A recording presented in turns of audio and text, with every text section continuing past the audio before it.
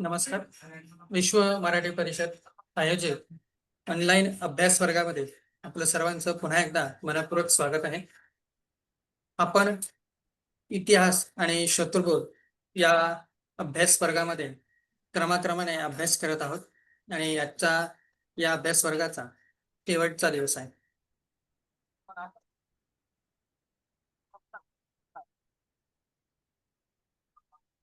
या अभ्यास वर्गासाठी आपल्यासोबत मार्गदर्शक म्हणून उपस्थित आहेत माननीय श्री अभिजित जोग सर. सरांचं या 11व्या सत्रामध्ये पुन्हा एकदा मनपूर्वक स्वागत आहे. आपण शत्रुबोध जाणून घेत आहोत. कुठल्या शक्ती या भारताविरोधी कारवायांमध्ये सहभागी असतात, त्या शक्तींचा इतिहास काय, त्यानंतर त्यांचं स्वरूप, त्यांची कार्यपद्धती एकंदरीत काय आहे, जागतिक वर्चस्वासाठी एकमेकांशी कशी स्पर्धा असली तरी त्या भारताविरोधात कशा एकत्र येतात, त्यानंतर आजपर्यंत त्यांनी आपल्या देशावरती केलेल्या कारवाया आणि या महाशक्तिशाली भारताविरोधीच्या ज्या शक्ती आहेत त्यांचा सामना कसा करायचा याबाबत आपण वेगवेगळ्या विषयाबाबत आपण जाणून घेतलंय आणि त्यापुढे आपण आणखी सरांकडून जाणून घेणार आहोत. तर मी सरांना विनंती करेन की आजच्या सत्राला आपण सुरू करा. नमस्कार. आपण काल बघितलं की या कल्चरल मार्क्सिझमच्या ब्रिगेडनी अमेरिकेत आणि पाश्चिमात्य जगतामध्ये आपली कुठलीही राजकीय सत्ता नसताना केवळ आपल्या वैचारिक दहशतीच्या बळावर त्या सगळ्या लोकांना आपल्या म्हणण्याप्रमाणे वागायला, तशी धोरणं आखायला आणि तशा पद्धतीने विचार करायला कसं भाग पाडलं त्याचा आपण आढावा काल घेतला. आता आपण बघूया की त्यांनी कसं साध्य केलं, काय प्रकारची स्ट्रॅटेजीज वापरले याचा आपण विचार करू. मी परवा मला वाटतं तुम्हाला सांगितलं की फ्रँकफर्ट स्कूल ही जी एक प्राध्यापकांचा गट होता ते जर्मनीमधनं अमेरिकेत कोलंबिया विद्यापीठात शिफ्ट झाले हिटलरची राजवट सुरू असताना, आणि तिथून कोलंबिया विद्यापीठातून त्यांनी सगळ्या बाकी विद्यापीठांमध्ये अमेरिकेतल्या आपले हातपाय पसरले. हा एक हळूहळू ते तिथे त्या सगळ्या विद्यापीठांमध्ये त्यांनी आपला वैचारिक प्रभाव इतक्या मोठ्या प्रमाणात निर्माण केला की अनेक विद्यार्थ्यांसाठी ते त्यांचे आयडॉल्स ठरायला लागले किंवा त्यांचे आदर्श ठरायला लागले.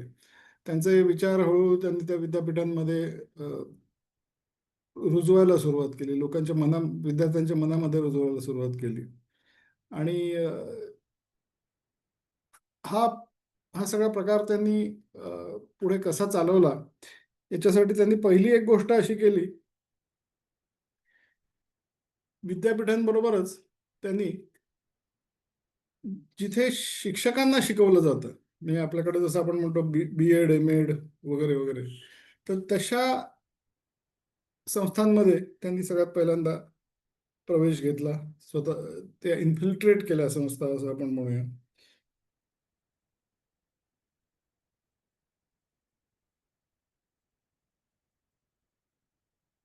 आणि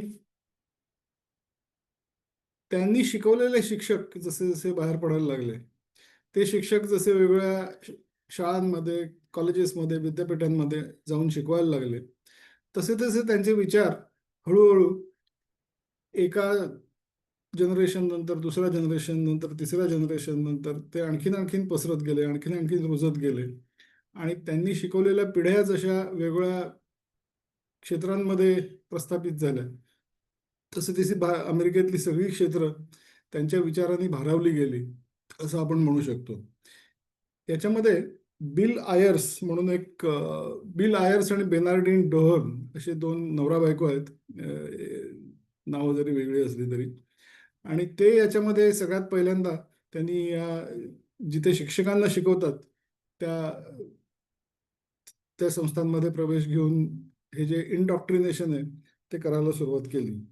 तो बिल आयर्स जो आहे तो काय म्हणतो बघा, मी वयाच्या 20व्या वर्षी अमेरिकेतील सिव्हिल राईट्स चळवळीशी संलग्न असलेल्या एका फ्रीडम स्कूलमध्ये 1965 साली शिकवायला सुरुवात केली.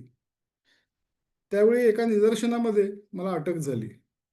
10 दिवसांच्या तुरुंगवासात माझी अशा अनेक कार्यकर्त्यांची भेट झाली, जे सखोल आणि मूलभूत सामाजिक बदलाशी शिक्षणाला कसं जोडून घ्यायचं याचे विविध मार्ग शोधत होते.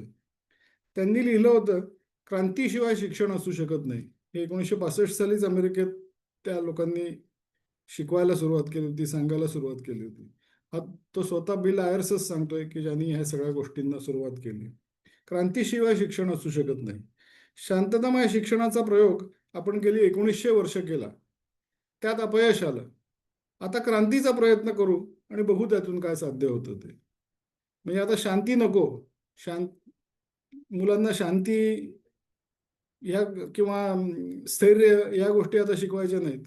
तर हिंसा आणि क्रांती आणि अराजक ह्या गोष्टी शिकवायच्या. हेच त्याच्या या बोलण्यातनं दिसून येतं. म्हणजे हे आता अमेरिकेतल्या शिक्षणाबद्दल कोणी बोलतंय का क्युबा आणि व्हेनेझुएलामधल्या शिक्षणाबद्दल बोलतोय, असा प्रश्न पडेल अशा पद्धतीचे हे उद्गार आहेत.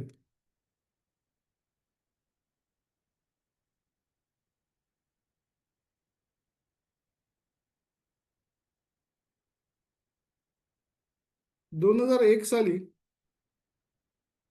त्यांनी zero tolerance resisting the drive for punishment असा एक असं एक पुस्तक लिहिलं आणि असा एक पेपर लिहिला. आणि शाळांमध्ये विद्यार्थ्यांना कुठलीही शिक्षा करायची नाही, ही जी सध्या आलेली एक पद्धत आहे, त्याचं बीजारोपण तिथे झालं. त्यामुळे शिस्त हा एक विषय शाळांमधनं नष्ट झाला. आणि मग त्यांना जे विद्यार्थ्यांमध्ये अतिरेकी स्वातंत्र्य आणि त्यातून येणारा स्वैराचार हे जे सगळं रुजवायचं होतं, त्याची सुरुवात या पेपरमधनं झाली असं आपण म्हणू शकतो. हे दोघंही जे होते, आपण थोडंसं मागे जाऊ. फ्रँकफर्ट स्कूलचे जे प्राध्यापक होते ते अमेरिकेतल्या कॉलेजमधल्या आणि विद्यापीठातल्या विद्यार्थ्यांचे हिरो झाले, असं मी तुम्हाला सांगितलं, आयडॉल्स झाले. आणि त्यांच्या विचारांनी प्रेरित होऊन 1960च्या दशकात, म्हणजे 1936-37 मध्ये ते अमेरिकेत आले आणि त्यानंतर 15-20 वर्षात त्यांनी या मुलांना एवढं इनडॉक्ट्रिनेट केलं की 1960च्या दशकात एक खूप मोठी वामपंथी विद्यार्थी चळवळ उभी राहिली. अमेरिका, युरोप, विशेषतः फ्रान्स या सगळ्या ठिकाणी. आणि ते सगळे जे विद्यार्थी होते ते पूर्णपणे या फ्रँकफर्ट स्कूलच्या विचारांनी प्रेरित झालेले होते किंवा इनडॉक्ट्रिनेट झालेले होते असं आपण म्हणूया. आणि तुम्ही कदाचित ऐकलं असेल, तरुण मंडळी जी आहेत त्यांनी, जी ज्येष्ठ मंडळी आहेत त्यांनी नक्कीच ऐकलं असेल, हिप्पी चळवळ जी होती, वाटेल तशी चित्रविचित्र कपडे घालायचे, मादक पदार्थांचं सेवन करायचं वगैरे वगैरे. आणि म्हणजे कुठलंही बंधन न पाळता आम्ही मुक्तपणे जगणार, अशी ती एक हिप्पी चळवळ होती. केस वाढवायचे, दाढ्या वाढवायच्या वगैरे वगैरे सगळा जो प्रकार होता, ती त्यावेळेस झाली. आणि ती करणारे लोक हे सगळे त्या विद्यार्थी चळवळीत भाग घेणारे जे होते तेच त्याच्यातही सहभागी होते. आणि फ्रान्स आणि अमेरिका या दोन ठिकाणी ती खूप मोठ्या प्रमाणात झाली. आणि हे लोक जेव्हा ती चळवळ शांत झाली, संपली, त्याच्यानंतर त्यांना या फ्रँकफर्ट स्कूलचे जे प्रोफेसर्स होते त्यांनी असा सल्ला दिला की आता तुम्ही तुमचे केस वाढलेले होते ते कापून टाका, चित्रविचित्र कपड्यांच्या ऐवजी तुम्ही सूट घाला आणि आता वेगवेगळ्या संस्थांमध्ये तुम्ही इन्फिल्ट्रेशन करा. मग शिक्षण संस्था असेल, मीडिया असेल, हॉलिवूड असेल, पब्लिशिंग असेल, मानवी मनावर प्रभाव टाकणाऱ्या ज्या संस्था असतात त्या सगळ्या संस्थांमध्ये तुम्ही प्रवेश करा. आणि त्याचबरोबर हे शिक्षण क्षेत्र जे आहे आणि विशेषतः शिक्षकांना शिकवणाऱ्या संस्था, त्याच्यामध्ये सगळ्यात पहिला प्रवेश तुम्ही करा. आणि त्यांचंच ऐकून ह्या बिल आयर्स आणि बेनार्डिन डोर्न यांनी या शिक्षकांना शिकवणाऱ्या संस्थांमध्ये प्रवेश केलेला होता. आणि हे जे त्या विद्यार्थी चळवळीत सामील झाले होते तेव्हा ते दोघंही तरुण होते. आणि तेव्हा त्यांनी जे काय मुक्ताफळं उधळली होती ती आपण ऐकूया, म्हणजे त्यांची मानसिकता काय होती हे आपल्या लक्षात येईल. 1970 मध्ये त्यांनी असं म्हटलं होतं, सगळ्या श्रीमंत लोकांना ठार करा, त्यांच्या कार्स आणि घरं फोडून टाका, क्रांती घरी घेऊन या, तुमच्या आई वडिलांना ठार मारा, असं त्यांनी 1970 साली सगळ्या तरुणांना आणि विद्यार्थ्यांना असा संदेश दिला होता. याच्या पुढे काही बोलायची गरजच नाही. म्हणजे त्यांचे विचार किती अतिरेकी आणि विकृत होते. आणि ह्या विचाराच्या लोकांच्या हातात अमेरिकेतली सगळी शिक्षण व्यवस्था गेली. हेच रहस्य आहे की कुठलीही राजकीय सत्ता नसताना या लोकांनी आपल्याला पाहिजे ती विचारसरणी अमेरिकेत कशी बघता बघता रुजवली. कोणाला कळायच्या आत ही सगळ्या संपूर्ण देशाची वैचारिक अवस्था ही पूर्णपणे बदलून गेली. कारण की मुख्यतः हा सगळं त्यांनी शिक्षणाच्या मार्फत त्यांना हवं ते त्यांच्या मनात रुजवलेलं होतं. आणि विचारांवर मानसिकतेवर परिणाम करणाऱ्या ज्या संस्था असतात त्यातली सगळ्यात नंबर वन संस्था म्हणजे शिक्षण अर्थातच. पण त्याचबरोबर हॉलिवूड असेल, मीडिया असेल, पब्लिशिंग म्हणजे पुस्तकं कुठली लोक वाचतात, ह्या सगळ्या गोष्टींवर त्यांनी नियंत्रण मिळवलं आणि त्यातून आपला विचार त्यांनी रुजवला. हे 1960च्या दशकातली जी चळवळ होती त्याच्यामध्ये दोघंही नवरा बायको हिंसक कारवायांमध्ये सहभागी होते. आणि त्यांनी तेव्हा वेदर अंडरग्राऊंड नावाचा एक गुप्त गट तयार केला होता. आणि त्याविषयी साक्ष देताना त्याची जेव्हा चौकशी झाली तेव्हा FBI ला जो माहिती पुरवायचा त्या एका एजंटनी सांगितलं होतं की अमेरिकेतील भांडवलशाही उलथून टाकण्याच्या त्यांच्या योजनेला जे विरोध करतील अशी त्यांची अपेक्षा होती. अशा 2.5 कोटी अमेरिकन नागरिकांना ठार मारण्याची या तिघांची योजना होती. हे दोघं नवरा बायको आणि आणखीन एक त्यांचा साथीदार. म्हणजे इतक्या मोठ्या प्रमाणात हिंसा करण्याची त्यांची योजना होती. अशा पद्धतीची त्यांची मानसिकता होती. पुन्हा आपण परवा जे बोललो की मुळात सगळ्यात पहिल्यांदा समजून घ्यायला पाहिजे ती म्हणजे मानसिकता. आणि अशी मानसिकता असलेले लोकच वामपंथी विचाराकडे आकर्षित होतात. याचं हे आणखीन एक उदाहरण आहे. पण या लोकांनी मात्र ते उघडपणे बोलायच्या ऐवजी 60-70 मध्ये ते उघडपणे बोलत होते. नंतर ते शिक्षण तज्ज्ञ बनले. शिक्षण तज्ज्ञ म्हणून बनून ते शिक्षकांना शिकवायला लागले. आणि मग त्यांनी हळूहळू ती सगळी विचारसरणी या शिक्षकांच्या मनात आधी रुजवली. त्या शिक्षकांच्या मार्फत ती विद्यार्थ्यांच्या मनात रुजवली. आणि त्या विद्यार्थ्यांच्या पिढ्या एकामागून एक जशा अमेरिकेच्या सामाजिक जीवनात यायला लागल्या तशा सगळ्याच क्षेत्रांवर त्यांचा वैचारिक प्रभाव निर्माण झाला. काल आपण जे पाहिलं की पूर्णपणे वैचारिक दहशत कशी निर्माण केली तर त्याची जी टेक्निक्स काल आपण पाहिली. पण ती सहज मान्य का झाली तर त्याचं कारण असं की ते शिक्षणाच्या मार्फत त्यांनी त्या लोकांच्या मनाची मशागत तशा पद्धतीने केलेली होती. आणि त्यामुळे ह्या सगळ्या ज्या ही जी टेक्निक्स होती ती फार पटकन वर्क झाली असं आपण म्हणू शकतो. आणि हे जे ती जी डोर्न होती त्याची बायको बेनाडिन डोर्न, ती आणि मिशेल ओबामा या एका लॉ फर्ममध्ये 1988 साली एकत्र काम करत होते. आणि डोन आणि आयर्स यांच्याबरोबर बराक ओबामाने सुद्धा अनेक कम्युनिटी इव्हेंट्समध्ये भाग घेतला होता. म्हणजे यांचे हात कुठपर्यंत पोहोचले होते आणि किती मोठ्या प्रमाणात यांचा प्रभाव होता. आणि हे सगळं आपल्याला लक्षात येऊ शकतं कारण की संपूर्ण समाजावरच त्यांनी आपल्या विचारांचं एक गारुड केलं होतं असं आपण म्हणू शकतो.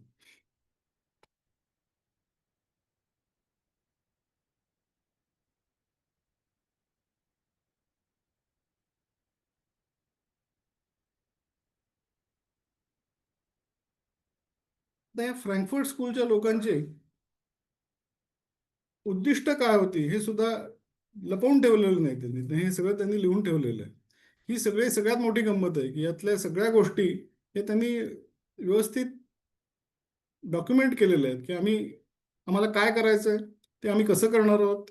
आणि त्या पद्धतीने त्यांनी ते सगळं गेल्या 100 वर्षात करून दाखवलेलं आहे. मी आधीही तुम्हाला सांगितलं होतं ते पुन्हा सांगतो कारण की हीच यातली सगळ्यात भयंकर गोष्ट आहे की ह्या गोष्टी आपोआप कुठल्याच घडल्या नाही आहेत. तर त्यांनी खूप अनेक वर्ष अनेक दशकं आधी हे सांगून ठेवलेलं आहे की आम्ही हे करणार आहोत आणि हे अशा पद्धतीने करणार आहोत. तर आपण ते बघूया की त्यांनी एक 11 सूत्री कार्यक्रम तयार केला होता फ्रँकफर्ट स्कूलच्या या सगळ्या प्राध्यापकांनी. त्यात ते म्हणतात वंशवादी गुन्ह्यांना प्रोत्साहन, क्रिएशन ऑफ रेसिझम ऑफेन्सेस, अस्थिरता आणि सतत बदल याद्वारे गोंधळ निर्माण करणे. म्हणजे काही स्थिर राहू द्यायचं नाही, काही कायम राहू द्यायचं नाही, सतत काहीतरी बदल करून सतत कन्फ्युजन क्रिएट करायचं. लहान मुलांना लैंगिकता आणि समलैंगिकता यांचे शिक्षण देणे, हे त्यांनी लिहून ठेवलंय. ही खरी गंमत आहे. आणि ते आता त्यांनी करून दाखवलं, ते आपण बघणार आहोत. शाळा आणि शिक्षक यांचे अधिकार कमी करणे, जसं मी सांगितलं की कुठलीही डिसिप्लिन एन्फोर्स करण्याचा शिक्षकांना कुठलाही अधिकार नाही. हे आपल्या इकडे आता पूर्णपणे प्रस्थापित झालेलं आहे. पण त्याची सुरुवात तिथून झालेली आहे. मोठ्या संख्येने होणाऱ्या स्थलांतरातून देशाची ओळख पुसून टाकणे. हे आता युरोपमध्ये किती मोठ्या प्रमाणात होत आहे आपण बघतोच आहे, आणि त्याचे परिणाम युरोपला भोगावे लागतात आणि आणखीन भयंकर परिणाम त्यांना भोगावे लागणार आहेत. पण हेही त्यांनी लिहून ठेवलेलं आहे, ती गंमत आहे खरी. अतिरेकी मद्यपानाला उत्तेजन, चर्चेस रिकामी करणे, म्हणजे धर्माचा प्रभाव पूर्णपणे संपवून टाकायचा, गुन्ह्याच्या बळींविरुद्ध पूर्वग्रह असलेली बेभरवशाची न्यायव्यवस्था निर्माण करणे, शासनावर व शासकीय मदतीवर अवलंबित्व, सतत सगळ्या गोष्टी सरकारवर अवलंबून राहायचं, तुम्ही स्वतः तुमच्याकडे तुमची काहीच जबाबदारी नाही, सगळं तुम्हाला सरकारने दिलं पाहिजे, अशी भावना लोकांच्या मनात रुजवायची. म्हणजे त्यांना थोडक्यात निष्क्रिय करून टाकायचं आणि जास्तीत त्याच्या अपेक्षा मात्र वाढत राहिल्या पाहिजेत. त्या अपेक्षा पूर्ण करणं कुठल्याच सरकारला शक्य होत नाही, आणि मग त्यातून प्रस्थापित व्यवस्थेविरुद्ध लोकांच्या मनात राग निर्माण होतो, संताप निर्माण होतो. हे सगळं टेक्निक आहे जे ते राबवतात, आणि आम्ही असं राबवणार हे त्यांनी लिहून ठेवलेलं आहे. माध्यमांवर नियंत्रण आणि त्यांचे सुमारीकरण, मीडिया ही पूर्णपणे डाव्यांच्या हातात असते, हे आपण भारतातही बघतोच. कुटुंब व्यवस्थेच्या विनाशाला उत्तेजन, सगळ्यात महत्वाचं त्यांचं टार्गेट. दुसरं एक, हे जे सगळे लोक आहेत वामपंथी अमेरिकेतले, त्यांचा एक सर्व्हे करून अमेरिकेच्या एका खासदारांनी एक रिपोर्ट दिला होता अमेरिकन काँग्रेसला, की मी या सगळ्या लोकांच्या मुलाखती घेतल्या, त्यांच्या विचारांचा अभ्यास केला, आणि त्यातून मला हे आढळलं की त्यांची ही 45 उद्दिष्ट आहेत. तर त्यातली काही आपण बघूया. अमेरिकेतील एका किंवा दोन्ही राजकीय पक्षांवर संपूर्ण नियंत्रण मिळवणे. आणि आता आपण जर बघितलं तर त्यात रिपब्लिकन आणि डेमोक्रॅट हे दोन जे पक्ष आहेत, त्यातल्या डेमोक्रॅटिक पार्टीवरती त्यांचं 100% नियंत्रण आहे. डेमोक्रॅटिक पार्टी ही जणू काही कम्युनिस्ट पार्टीच आहे अशा पद्धतीने त्यांनी त्या पक्षाला गिळंकृत केलेलं आहे असं आपण म्हणू शकतो. आणि भारतात काँग्रेसची सुद्धा तीच अवस्था आहे. एक 10 वर्षापूर्वी किंवा मी तर म्हणेन 20 वर्षापूर्वी काँग्रेस जो होता तो लेफ्ट लिनिंग पार्टी होती, म्हणजे डावीकडे झुकणारा पक्ष होता. पण गेल्या 20 वर्षात सोनिया गांधींच्या आणि राहुल गांधींच्या ताब्यात तो पक्ष गेल्यापासून तो अतिरेकी डावा पक्ष झालेला आहे. म्हणजे जे अमेरिकेत डेमोक्रॅटिक पक्षाचं झालं तेच भारतात काँग्रेस पक्षाचं झालेलं आहे. हे सुद्धा या गोष्टी त्यांनी ठरवून केलेल्या आहेत. ही त्यातली सगळ्यात महत्वाची गोष्ट. विद्यार्थ्यांच्या दंगलींचा वापर हत्यार म्हणून करणे, हे आपण 60च्या दशकातल्या दंगलींचं बघितलंच. वृत्तपत्रांमध्ये शिरकाव करणे, रेडिओ, टीव्ही आणि चित्रपटांवर नियंत्रण मिळवणे, नैतिकतेचे सांस्कृतिक मानदंड मोडून टाकणे, मॉरल रिलेटिव्हिझम आपण बघितलं. शाळांमधून कुठल्याही प्रार्थना आणि धार्मिक आविष्कारांवर बंदी आणणे, हे आपल्या इकडे सुरू झालेलं आहे, त्यांच्याकडे तर ते पूर्णपणे रुजलेलंच आहे. अमेरिकेत राज्यघटनेला बदनाम करणे, अमेरिकेच्या महान संस्थापकांना, फाउंडिंग फादर्स असं तिथे म्हटलं जातं, बदनाम करणे. ब्लॅक लाईव्ह मॅटर वगैरे ज्या चळवळी झाल्या त्याच्या वेळेस ते फाउंडिंग फादर्सचे पुतळे पाडून टाकण्यात आले त्या चळवळीच्या दरम्यान, तुम्हाला आठवत असेल. तर हे सगळं त्याचं मूळ इथे आहे की त्यांनी ते आधीच लिहून ठेवलेलं की आपल्याला काय करायचंय. अमेरिकेच्या इतिहासाबद्दल तुच्छता निर्माण करणे, कुठल्याही चुकीच्या वागणुकीला मानसिक विकार ठरवणे, हा एक आणखीन एक विशेष प्रकार आहे. तो सुद्धा खूप मोठ्या प्रमाणात वाढलेला आहे, आणि तो आपोआप वाढलेला नाही, तर तो सुद्धा ठरवून करण्यात आलेला आहे. कुटुंब संस्थेला बदनाम करणे, घटस्फोट सहज साध्य करणे,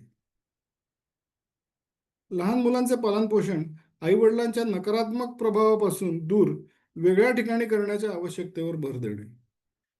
म्हणजे त्यांचं आता असं म्हणणं आहे की पालक हे शोषक आहेत आणि पाल्य हे शोषित आहेत, आणि म्हणून त्यांना आईवडिलांपासून दूर ठेवलं पाहिजे. कारण की हा जो प्रतिगामित्व किंवा आहे, किंवा संस्कृतीला महत्त्व देणं, धर्माला महत्त्व देणं, हे जे संस्कार आहेत हे आईवडिलांकडनं होतात. म्हणून मुलांना आईवडिलांपासून दूरच ठेवा, अशी त्यांची स्ट्रॅटेजी आहे. कारण की त्यांना कुटुंब व्यवस्था नष्ट करायची आहे, आणि त्यामुळे आई वडील आणि मुलं यांच्यामध्ये सुद्धा भांडण सुरू झालं पाहिजे, यांच्यामध्ये सुद्धा अंतर पडलं पाहिजे. अशा पद्धतीने त्यांनी ही सगळी स्ट्रॅटेजी सुरू केलेली आहे. हिंसा आणि बंडखोरी हा अमेरिकेची संस्कृती आणि इतिहास यांचा अविभाज्य घटक असल्याचा आभास निर्माण करणे. म्हणजे आपल्या देशाबद्दल सुद्धा तुम्हाला एक प्रकारचा तिटकारा किंवा द्वेष वाटला पाहिजे. कारण की आपण पहिल्यांदा बघितलं त्याप्रमाणे देशप्रेम किंवा पॅट्रिऑटिझम याच्यावर सुद्धा त्यांचा अतिशय राग असतो. देशादेशांमधल्या सीमा नष्ट झाल्या पाहिजेत, त्यामुळे देश ही संकल्पनाच संपली पाहिजे असं त्यांचं म्हणणं असतं. आणि त्यामुळे देशप्रेम टिकून राहू नये यासाठी ते प्रयत्न करतात. आणि त्यासाठी तो वापर असा करतात की तुमचा देश हा, आता अमेरिकेला सांगणार की गुलामगिरी हीच तुमच्या देशाची ओळख आहे. भारताला सांगणार की जातीयवाद आणखीन अस्पृश्यता हीच तुमच्या देशाची ओळख आहे. पॅट्रियार्की हीच तुमच्या देशाची ओळख आहे. आणि हे तुम्ही पिढ्यानपिढ्या 2-3 पिढ्यांना लहानपणापासून जर सांगत राहिलात आणि शिकवत राहिलात तर ते आपोआप त्या समाजात मान्य होतं. आणि मग देशाबद्दलचं जे प्रेम आहे ते मोठ्या प्रमाणात कमी व्हायला लागतं. हे अमेरिकेत घडलेलं आहे. भारतात तेच घडवण्याचा त्यांचा प्रयत्न सुरू आहे.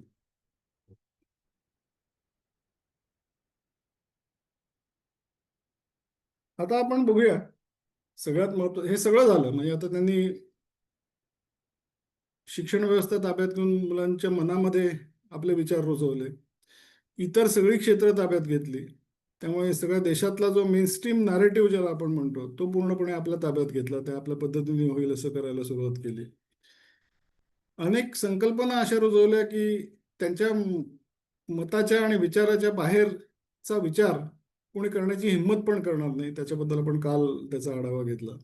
हे सगळं केल्यानंतर मग त्यांनी आपली जी उद्दिष्ट होती की संस्कृतीला बळ देणाऱ्या संस्था नष्ट करायच्या, ती कसं साध्य केलं? कारण की आता ह्या सगळ्या गोष्टी हातात असल्यावर ते त्यांना करणं शक्य होतं, सोपं होतं मी म्हणेन. पण ते कसं केलं? त्यासाठी कुठल्या योजना राबवल्या, कुठल्या युक्त्या वापरल्या, हे आपण आता थोडक्यात बघूया. तर सगळ्यात पहिली आणि महत्वाची संस्था जी त्यांना नष्ट करायची होती ती म्हणजे कुटुंब व्यवस्था. हे तर आपण अनेक वेळा आपण त्याचा उल्लेख केला.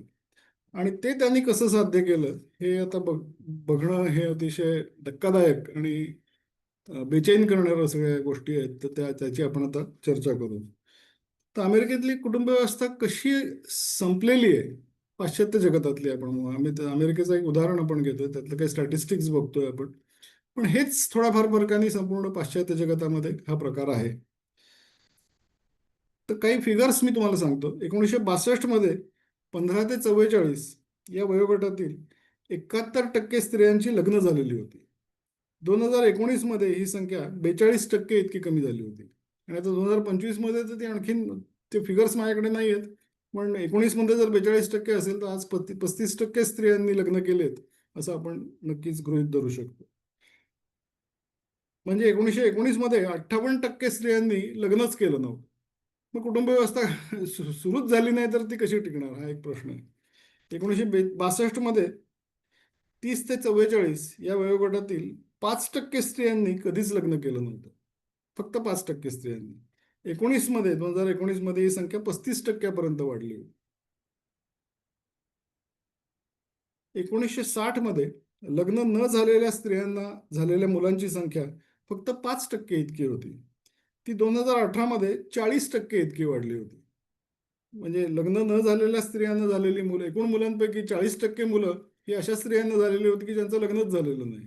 म्हणजे त्यांना बापच नाही, त्यांना बाप कोण आहे माहितीच नाही.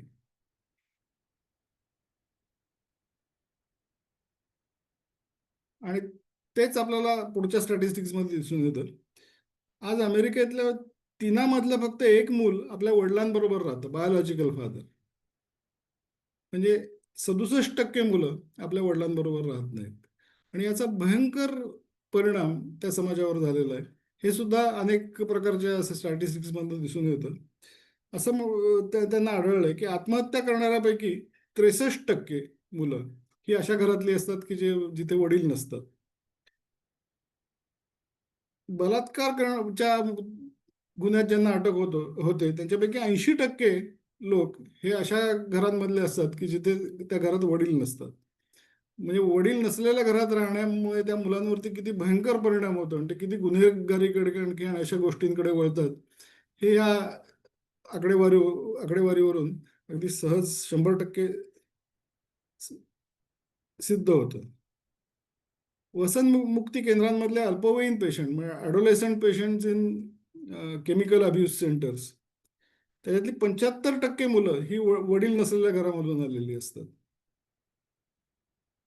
आणि हे देखील आढळून आलं की लग्नाशिवाय झालेल्या मुलांची संख्या 10%ने वाढली की हिंसक गुन्ह्यांमध्ये 17% वाढ होते. आता हे स्टॅटिस्टिक जे असतं त्यातनं ती ट्रेंड सरळ सरळ दिसूनच येते की फादरलेस होम्स ज्याला म्हणतो त्याच्यात राहणाऱ्या मुलांमध्ये खूप मोठ्या प्रमाणात गुन्हेगारी, व्यसनाधीनता या सगळं, कारण की ती एक असुरक्षिततेची भावना असते. मुळात त्याचं मुख्य कारण हे आहे की इमोशनल स्टॅबिलिटी मुलांची आणि योग्य इमोशनल वाढ ही होण्यासाठी आई आणि वडील या दोघांचाही प्रोटेक्शन त्यांना आवश्यक असतं. आणि त्यापैकी एक जरी पेरेंट नसेल आणि विशेषतः वडील नसतील तर त्या मुलांच्या मनात मोठ्या प्रमाणात असुरक्षितता निर्माण होते. आणि आई नसेल तर तुटलेपणाची भावना निर्माण होते. हे शेवटी दोन्ही प्रकारे अतिशय घातक आहे. आणि त्यामुळे कुटुंब टिकून राहणं हे मुलांची योग्य वाढ होण्यासाठी मानसिक, भावनिक ही सगळी वाढ चांगली व्हावी, ते एक चांगले नागरिक बनावेत, यासाठी आई वडील दोघंही असणं हे अतिशय आवश्यक आहे. आणि तेच होणार नाही अशी खात्री करून त्यांनी कुटुंब व्यवस्था पूर्ण मोडकळीस आणलेली आहे असं आपण नक्कीच म्हणू शकतो. आता हा या पातळीवर हे सगळं पोचलंय हे तर या सगळ्या आकडेवारीवरनं सिद्ध होतं. हे यांनी कसं केलं, तर त्याचा आपण आता आढावा घेऊ. त्यामध्ये मुख्य 4 गोष्टी त्यांनी वापरल्या. 4 योजना राबवल्या असं आपण म्हणूया. त्यातली पहिली गोष्ट म्हणजे अतिरेकी व्यक्तिवाद. त्याचा आपण चर्चा आधी केलेली आहे, त्यामुळे मी फार आत्ता विस्ताराने ती करत नाही. पण त्यात मी आधी सांगितलं त्यानुसार कॅपिटलिस्ट आणखीन कम्युनिस्ट दोघांचाही त्याच्यात सहभाग होता, कारण दोघांनाही ते हवं होतं. कॅपिटलिस्ट लोकांना का हवं होतं ते आपण बघितलं की एक घराच्या ऐवजी 2 घरं झाली, 3 घरं झाली, की सगळ्याच गोष्टींची मागणी दुप्पट तिप्पट होत जाते, अर्थव्यवस्थेला चालना मिळते. पण ते अर्थव्यवस्थेला चालना देण्यासाठी किती भयंकर मोठी किंमत मोजावी लागते हे मात्र तेव्हा कळत नाही. आणि ती आता कळतंय, पण ते ऑलरेडी आय थिंक पाश्चात्य जगताला उशीर झालेला आहे. आपल्याला तेवढा उशीर झाला नाही असं आपण आत्ता तरी म्हणू शकतो. म्हणून आपण जागं व्हायला पाहिजे. कम्युनिस्टांनी काय केलं की सरकारवर जास्तीत जास्त वेलफेअर स्कीम्स तुम्ही दिल्या पाहिजेत असं दडपण आणलं. म्हणजे सिंगल मदर्सना तुम्ही जास्तीत जास्त मदत केली पाहिजे, ज्येष्ठ मंडळींना मदत केली पाहिजे. आता हे ऐकायला खूप छान वाटतं आणि केली पाहिजे हेही बरोबर आहे. पण कुटुंब व्यवस्थेत माणसाला राहावंसं का वाटतं, जी अनेक कारणं आहेत त्यातलं एक महत्त्वाचं कारण आहे आर्थिक सुरक्षा. कारण की कुटुंबात राहिलं की एक सगळे मिळून पैसे कमवतात आणि एक सुरक्षितता असते की आपल्याला खायची प्यायची तरी नक्कीच ददात होणार नाही आपण ह्या कुटुंबात असल्यामुळे. पण ते जर सरकारने आपल्या शिरावरती जबाबदारी घेतली तर मग कुटुंबात राहण्याची आर्थिक गरज जी आहे, आर्थिक सुरक्षेची जी भावना आहे ती निघून जाते. आणि मग कुटुंब व्यवस्थेतनं बाहेर पडायला तितक्या प्रमाणात ते सोपं होत जातं. आणि मग इतरही गोष्टी जसं अतिरेकी व्यक्तिवाद जो आहे त्याच्यातनं ते निर्माण होतच. पण या आर्थिक सुरक्षेची भावना कुटुंबातनं येणारी जी होती त्याची गरज न राहिल्यामुळे कुटुंबातून बाहेर पडायला सुद्धा मोठ्या प्रमाणात चालना मिळते. आणि अशा कॅपिटलिस्ट आणि कम्युनिस्ट दोघांच्याही प्रयत्नातनं अतिरेकी व्यक्तिवाद खूप वाढत गेला आणि त्यातनं कुटुंब व्यवस्थेचा ऱ्हास खूप मोठ्या प्रमाणात झाला.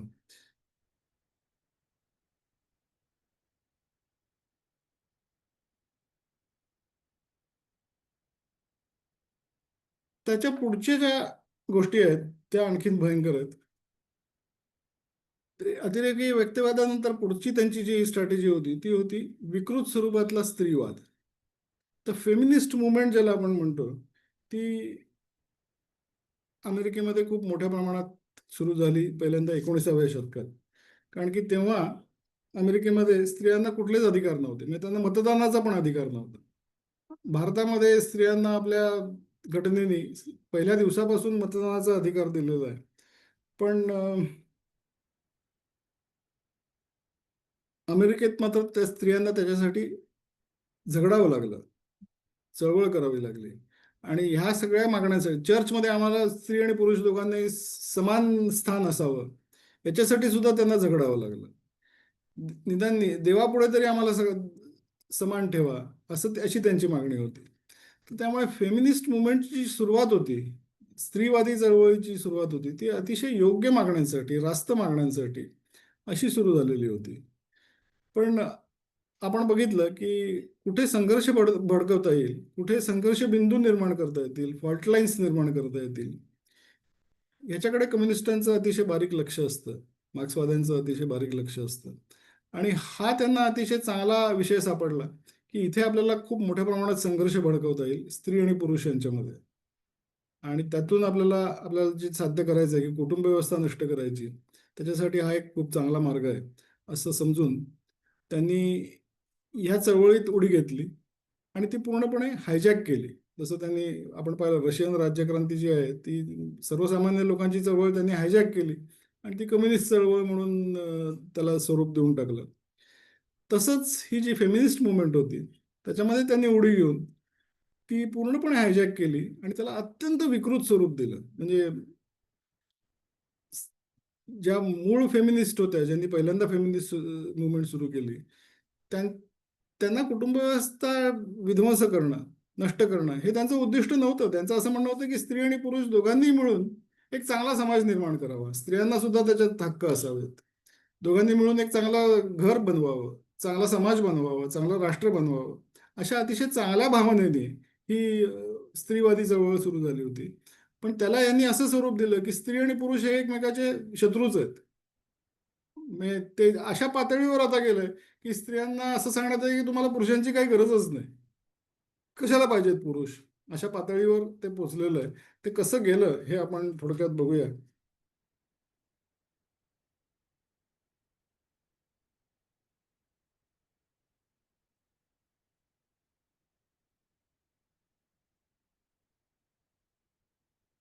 केट मिलेट नावाची एक स्त्री होती. तिने सेक्शुअल पॉलिटिक्स नावाचं पुस्तक लिहिलं आणि त्या पुस्तकामुळे स्त्रीवादी चळवळीचा विचार आणि कार्यपद्धती याच्यामध्ये फार मोठ्या प्रमाणात उलथापालथ झाली. म्हणजे त्यांनी स्त्रियांना तिने जो काही संदेश दिला आणि जी काही शिकवण दिली त्याच्यामधून तिने त्यांना असं सांगितलं की तुम्ही कुटुंबात राहणं, जोपर्यंत तुम्ही कुटुंबात आहात, जोपर्यंत तुम्ही विवाह बंधनात आहात, तोपर्यंत तुम्हाला तुमचे हक्क कधी मिळणंच शक्य नाही. म्हणजे तुम्ही पहिला नवऱ्याला सोडा, कुटुंबातनं बाहेर पडा आणि तुम्हाला त्या पुरुषाची आणि नवऱ्याची काही गरज नाही. अशा पद्धतीने त्यांच्यात पुरुषांबद्दल शत्रुत्वाची भावना निर्माण केली आणि तिथून त्या संपूर्ण चळवळीला अत्यंत विकृत स्वरूप लाभलं. त्याचं एक कशा प्रकारे घडत होतं त्याचं एक उदाहरण आहे, ते मी तुम्हाला सांगतो. ही सुरुवात कशी झाली? ते केट मिलेटची बहीण होती मॅलरी मिलेट म्हणून. तर तिने त्याची आठवण लिहून ठेवली आहे की हे आम्ही कसं कम्युनिकेट केलं, कशा प्रकारे कम्युनिकेट केलं आणि त्याची सुरुवात कशी झाली. आणि हे तिने सांगितलं. ते एक लेखिका होती कॅरी ग्रेस म्हणून. तिने अँटी मेरी एक्सपोज्ड असं एक पुस्तक लिहिलंय. त्याच्यामध्ये या मॅलरी मिलेटनी तिला मुलाखत दिली आणि तिने या सगळ्या गोष्टी जाहीर केल्या, उघड केल्या की आम्ही हे कशा पद्धतीने करत होतो. त्याच्यामध्ये ती एक आठवण सांगते की केट मिलेट आणि तिचे 12 सहकारी 1960च्या दशकाच्या शेवटी, म्हणजे 68 69 असेल, 70 असेल कदाचित, त्यावेळेस न्यूयॉर्क शहरात झालेल्या एका बैठकीत त्यांनी या फेमिनिस्ट चळवळीच्या अतिशय भीषण जे नवीन स्वरूप होतं त्याची पायाभरणी कशी केली याची आठवण ती मॅलरी मिलेट सांगते. आणि ते अक्षरशः अंगावर काटा आणणारं वर्णन आहे. मॅलरी मिलेट सांगते ना, ते 1969 साल होतं आणि त्यांची मैत्रीण लीला कार्प हिच्या घरामध्ये 12 स्त्रिया एका टेबलाभोवती बसल्या होत्या. केट मिलेट आणि इतर 11 स्त्रिया. आणि चर्चमध्ये जशी सामुदायिक प्रार्थना असते तशा स्वरूपात त्यांनी सुरुवात केली त्या बैठकीची. आणि त्याच्यामध्ये केट मिलेट एक एक प्रश्न विचारत गेली आणि बाकी 11 ज्या स्त्रिया होत्या त्या एका सुरात त्याचं उत्तर देत गेले. ही एक त्यांच्या ख्रिश्चन चर्चमध्ये अशा पद्धतीची काही पद्धत आहे. तर त्यानुसार तिने हे सगळं सुरू केलं आणि ती काय प्रश्नोत्तरं होती ती मी वाचतो. ती खरोखर ऐकण्यासारखी आहेत. तर तिने विचारलं, आपण इथे कशासाठी जमलो आहोत? सगळ्या स्त्रिया उत्तरल्या, क्रांती करण्यासाठी. कुठल्या प्रकारची क्रांती? सांस्कृतिक क्रांती. आपण ही सांस्कृतिक क्रांती कशी करणार आहोत? अमेरिकन फॅमिलीचा विध्वंस करून. उघड उघड फॅमिलीचा विध्वंस, स्त्रियांचं स्वातंत्र्य, स्त्रियांचे समान हक्क, हे उद्दिष्टच नाही. त्यांचं उद्दिष्ट आहे की अमेरिकन फॅमिलीचा विध्वंस करायचा. आपण फॅमिलीचा विध्वंस कसा करणार? कुटुंब प्रमुख असलेल्या पुरुषाला नष्ट करून. आपण त्याला कसं नष्ट करणार? त्याची शक्ती काढून घेऊन. हे आपण कसं साध्य करणार? एकपत्नीत्व किंवा मोनोगामी नाहीसं करून. म्हणजे पुरुषांनी एक पत्नीच ठेवली पाहिजे असं काही नाही. म्हणजे थोडक्यात सगळा स्वैराचार सुरू करायचा आणि त्याला आपणच खतपाणी घालायचं. एकपत्नीत्व नाहीसे करून. मोनोगामी आपण कशी नाहीशी करणार? लैंगिक स्वैराचार, कामुकता, वेश्यावृत्ती, गर्भपात आणि समलैंगिकता यांचा प्रसार करून. हे सगळं त्यांनी एका आवाजात हे उत्तर दिलं की ती मॅलरी मिलेट तिच्या आठवणीत सांगते ते केट मिलेटची सख्खी बहीण. आता या सगळ्या गोष्टी त्यांनी जे सांगितल्या, कामुकता, वेश्यावृत्ती, गर्भपात, समलैंगिकता, या अमेरिकन समाजामध्ये किती मोठ्या प्रमाणात बोकाळल्या आहेत हे आता आपल्याला सगळ्यांना उघड दिसतंय. ते त्यांनी 1969 सालीच ठरवलं होतं की आपण अशा पद्धतीने घडवून आणायचं आहे. ही त्यातली खरी भीषण गोष्ट आहे की ही योजना किती विस्ताराने त्यांनी प्लॅन केली होती आणि किती मेटिक्युलसली ती त्यांनी अंमलात आणलेली आहे हे जर बघितलं तर अतिशय धक्कादायक आहे. आणि नॉर्मली काय होतं की आपला विश्वास बसत नाही की असं काय एवढं काही कोणी ठरवून घडवतं का, असं काय होतं का, असं आपल्याला साहजिकच शंका येते. पण त्यांनी काय लिहिलं होतं आणि काय झालंय याच्यातलं साम्य जर 100% साम्य जवळपास जे आहे ते जर आपण बघितलं की आम्ही कसं करणार हे लिहिलेलं होतं. तर ते सगळं बघितलं तर आपल्याला त्याच्यावर विश्वास ठेवण्याशिवाय दुसरं गत्यंतर नाही की हे ठरवून करण्यात आलेलं आहे. एका प्लॅनिंगनी योजनाबद्ध रीतीने करण्यात आलेलं आहे. हे आपल्याला नाकारता येत नाही. आणि मग या प्रकारे त्यांनी या चळवळीला स्वरूप असं दिलं की पुरुषांचा द्वेष, त्यांच्याशी सतत संघर्ष, पुरुषांचं स्थान घेऊन त्यांना त्या स्थानावरनं ढकलूनच द्यायचं अशा पद्धतीचं त्यांनी स्वरूप दिलं. मुख्य काय आहे की अनेक स्त्रियांना समान हक्क असले पाहिजेत, पूर्ण संधी असली पाहिजे हे बरोबर आहे. पण स्त्री आणि पुरुष हे 100% सारखे असूच शकत नाहीत. ते निसर्गानेच त्यांना निर्माण तसं केलेलं नाही. म्हणजे काही गोष्टींमध्ये स्त्रिया या अतिशय सुपिरियर असतात पुरुषांपेक्षा. तर तेच सोडून आम्ही 100% पुरुषांसारख्या होणार हा हट्ट करणं हे अतिशय निसर्गाच्या दृष्टीने चुकीचं आहे आणि घातक आहे. या दोन्ही गोष्टी आहेत. म्हणजे त्यांनी काय थोडक्यात केलेलं आहे की स्त्रियांनी त्यांचं स्त्रीत्व सोडून पुरुषी बनावं आणि पुरुषांनी त्यांचं पुरुषत्व सोडून बायकी बनावं. म्हणजे काल मी बोलताना सांगितलं की टॉक्सिक मॅस्क्युलॅनिटी हा एक त्यांनी वेपनायझेशन ऑफ लँग्वेजमध्ये हा एक शब्द काढला आणि त्यामुळे पुरुषांना आपलं पुरुषत्वाची लाज वाटायला लागली. आपलं पुरुषत्व शक्यतो लपवावं अशी भावना पुरुषांच्या मनात निर्माण झाली. त्यामुळे पुरुष बायकी बनतायत, स्त्रिया पुरुषी बनतायत असं पूर्णतः अनैसर्गिक स्वरूप त्यांनी समाजाला देऊन त्याच्यातनं परिणाम हाच आहे की शेवटी कुटुंब व्यवस्थेचा विनाश आणि विध्वंस आहे. तर हे या सगळ्या गोष्टी या कशा पद्धतीने त्यांनी इम्प्लिमेंट केल्यात हे बघण्यासारखं आहे. आणि ह्या इतक्या चुकीच्या गोष्टी, इतक्या उघड उघड विध्वंसक आणि विनाशक गोष्टी असताना त्याप्रमाणे त्या त्या नाकारत का नाहीत लोक, असा आपल्याला साहजिकच प्रश्न पडू शकतो की इतके सुशिक्षित लोक, इतके प्रगत लोक, इतके आधुनिक म्हणणारे लोक, या लोकांना हे कळत कसं नाही असं साहजिक आपल्या मनात येऊ शकतं. त्याचं उत्तर काल मी सांगितलं त्याच्यात दडलेलं आहे की ह्या लोकांच्या म्हणण्यानुसार तुम्ही विचार केलाच पाहिजे. त्याच्या बाहेर जाणारा एक थोडा जरी विचार तुम्ही केला तर तुम्ही समाजाच्या परिघाबाहेर फेकले जाता. तुमची सोशल डेथ होते असं आपण म्हणू शकतो. तर ती होऊ नये म्हणून मग आपल्याला मुकाट त्यांना हे सगळं या पद्धतीने करावं लागतं आणि हीच आधुनिकता आहे. हेच चांगलं आहे. हेच स्त्रियांच्या हक्कासाठी आवश्यक आहे असं त्यांना पटतं किंवा ते पटवून घेतात. पण तशा पद्धतीनेच ती वाटचाल पुढे सुरू राहते.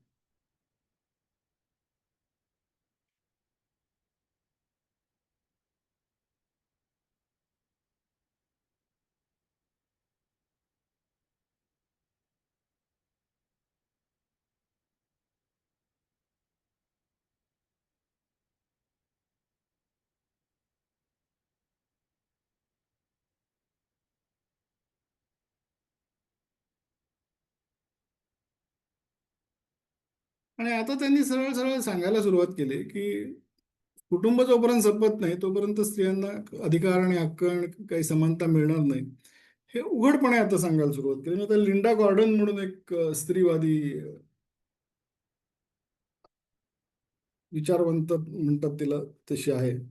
ती म्हणते, the nuclear family must be destroyed. Whatever is its ultimate meaning, the breakup of families now is an objectively revolutionary process. म्हणजे कुटुंब मोडून टाकणं ही क्रांती आहे, असं ती सल्ला देते. अशा अनेक गोष्टी आहेत, आपण त्याच्यात फार वेळ, आपल्याकडे वेळ कमी आहे त्यामुळे मी तिकडे जात नाही. पण अशा पद्धतीने त्यांनी हा स्त्रीवादाला जे विकृत स्वरूप दिलं, त्यातून कुटुंब व्यवस्थेचा फार मोठ्या प्रमाणात घात झाला. आणि आज जी परिस्थिती दिसते त्याच्यामध्ये याचा फार मोठा वाटा आहे असं आपण म्हणू शकतो. दोन गोष्टी आपण पाहिल्या, अतिरेकी व्यक्तिवाद आणि विकृत स्वरूपातला स्त्रीवाद. तिसरी महत्वाची गोष्ट म्हणजे लैंगिक स्वैराचार, अतिरेकी लैंगिकता, कुठल्याही प्रकारची बंधनं नाहीत, हा जो प्रकार आहे तो, त्याला सुद्धा त्यांनी एक, मला वाटतं मी बोलता बोलता काल म्हटलं होतं की तात्विक मुलामा देऊन ही पद्धत, ही गोष्ट त्यांनी समाजाच्या गळी उतरवली. त्यांनी असं सांगितलं की मुक्त लैंगिकता ह्यातूनच माणसाला सुख, समाधान, आनंद, शांती सगळं मिळणार आहे, असं एक त्यांनी फार मोठा त्याला स्कॉलरली असं काहीतरी एक त्याला फाउंडेशन दिलं असं आपण म्हणू शकतो.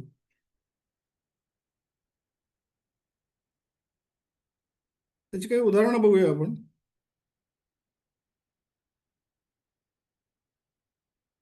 जॉर्जी लुकाक्स म्हणून एक फ्रँकफर्ट स्कूलचा प्राध्यापक होता. तो हंगेरीत जेव्हा कम्युनिस्ट सरकार स्थापन झालं तिथे तो शिक्षण आणि संस्कृती यांचा मंत्री होता. आणि त्यांनी तिथे कल्चरल टेररिझम या नावाने त्यांनी एक कार्यक्रम राबवला होता. म्हणजे टेररिझम हा डाव्या विचारांचा अगदी अंगभूत भाग आहे, अविभाज्य भाग आहे असं आपण म्हणू शकतो. कारण की त्यांनी नावच दिलं होतं कल्चरल टेररिझम. म्हणजे संस्कृतीला आम्ही नष्ट करणार आणि तो त्यासाठी आम्ही दहशतीच्या पद्धतीने ती नष्ट करणार, असं उघडपणे त्यांनी सांगितलेलं होतं. आणि त्याच्यात त्याचं असं म्हणणं होतं की जुन्या सांस्कृतिक मूल्यांचं उच्चाटन करून त्या जागी आम्ही नव्या मूल्यांची प्रतिष्ठापना करणार. ती नवी मूल्य कुठली, तर लैंगिकतेविषयीची बंधनं नष्ट करून कुटुंब व्यवस्थेला कमजोर बनवणे, हे त्या कल्चरल टेररिझमच्या उद्दिष्टांमध्ये लिहून ठेवलेलं आहे. म्हणजे हे काही लपवून नाही ठेवलेलं. शाळांमध्ये रॅडिकल सेक्स एज्युकेशन प्रोग्रामची त्यांनी सुरुवात केली. त्यामध्ये मुलांना मध्यम वर्गाची जुनाट नीतिमूल्य, मुक्त लैंगिक संबंधातून मिळणाऱ्या आनंदापासून मानवी समाजाला आजवर वंचित ठेवणाऱ्या धर्मसंस्थेची निरर्थकता, म्हणजे धर्मसंस्थेने ज्या मुक्त लैंगिकतेमधनं जो आनंद मिळतो त्याच्यापासून लोकांना वंचित ठेवलेलं आहे आजपर्यंत, असं त्याचं म्हणणं होतं. आणि त्यामुळे ही बंधनं आता काढून टाकली पाहिजेत, मगच खरा आनंद लोकांना मिळू शकेल, समाजाला मिळू शकेल, असं प्रतिपादन त्यांचं होतं. स्त्रियांनी आपल्या लैंगिकतेचं प्रदर्शन करावं आणि आपल्या पतीविरुद्ध बंड करावं असं त्यांना शिकवलं जावं लागलं. सर्वसामान्य लोकांनी याला अतिशय मोठ्या प्रमाणात विरोध केला, कारण की कुठलाही मध्यम वर्ग जो असतो किंवा सर्वसामान्य लोक जे असतात त्यांना हे पटकन मान्य होणं शक्य नसतं, त्यामुळे त्यांनी विरोध करायला सुरुवात केली. तर जेव्हा त्याला सांगितलं की तुझे हे सगळे सिद्धांत चुकीचे आहेत, तेव्हा तो म्हटला की सिद्धांत वस्तुस्थितीशी जुळत नसेल तर ते वस्तुस्थितीसाठी फारच वाईट आहे. म्हणजे सिद्धांत, माझ्या सिद्धांताप्रमाणे जर तुमची रियालिटी नसेल तर रियालिटी गेली खड्ड्यात, असं त्याला थोडक्यात म्हणायचं. तर कालच मी सांगितलं की there is nothing like objective reality, there is nothing like objective truth. तर असा विचार घेऊन हे लोक अमेरिकेत आलेले होते आणि तिथे त्यांनी हाच विचार पुन्हा तिथे रुजवायला सुरुवात केली. हंगेरीमध्ये त्यांच्या हातात सत्ता होती, इथे सत्ता नव्हती.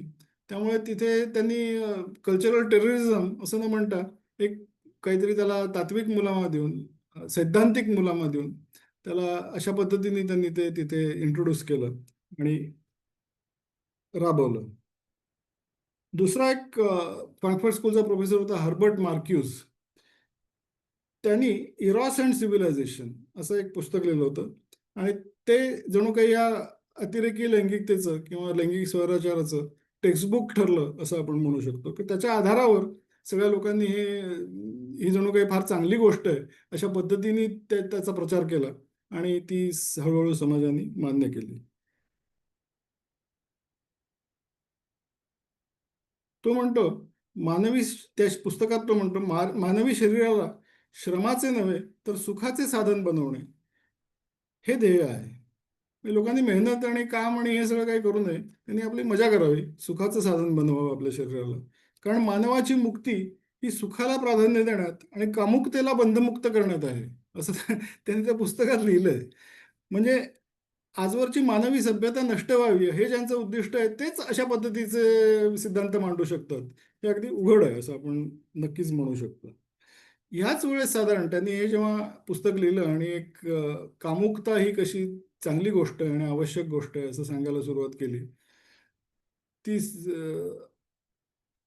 ॲक्सेप्टेबलच नाही तर डिझायरेबल आहे अशा पद्धतीने त्याची मांडणी करायला सुरुवात केली.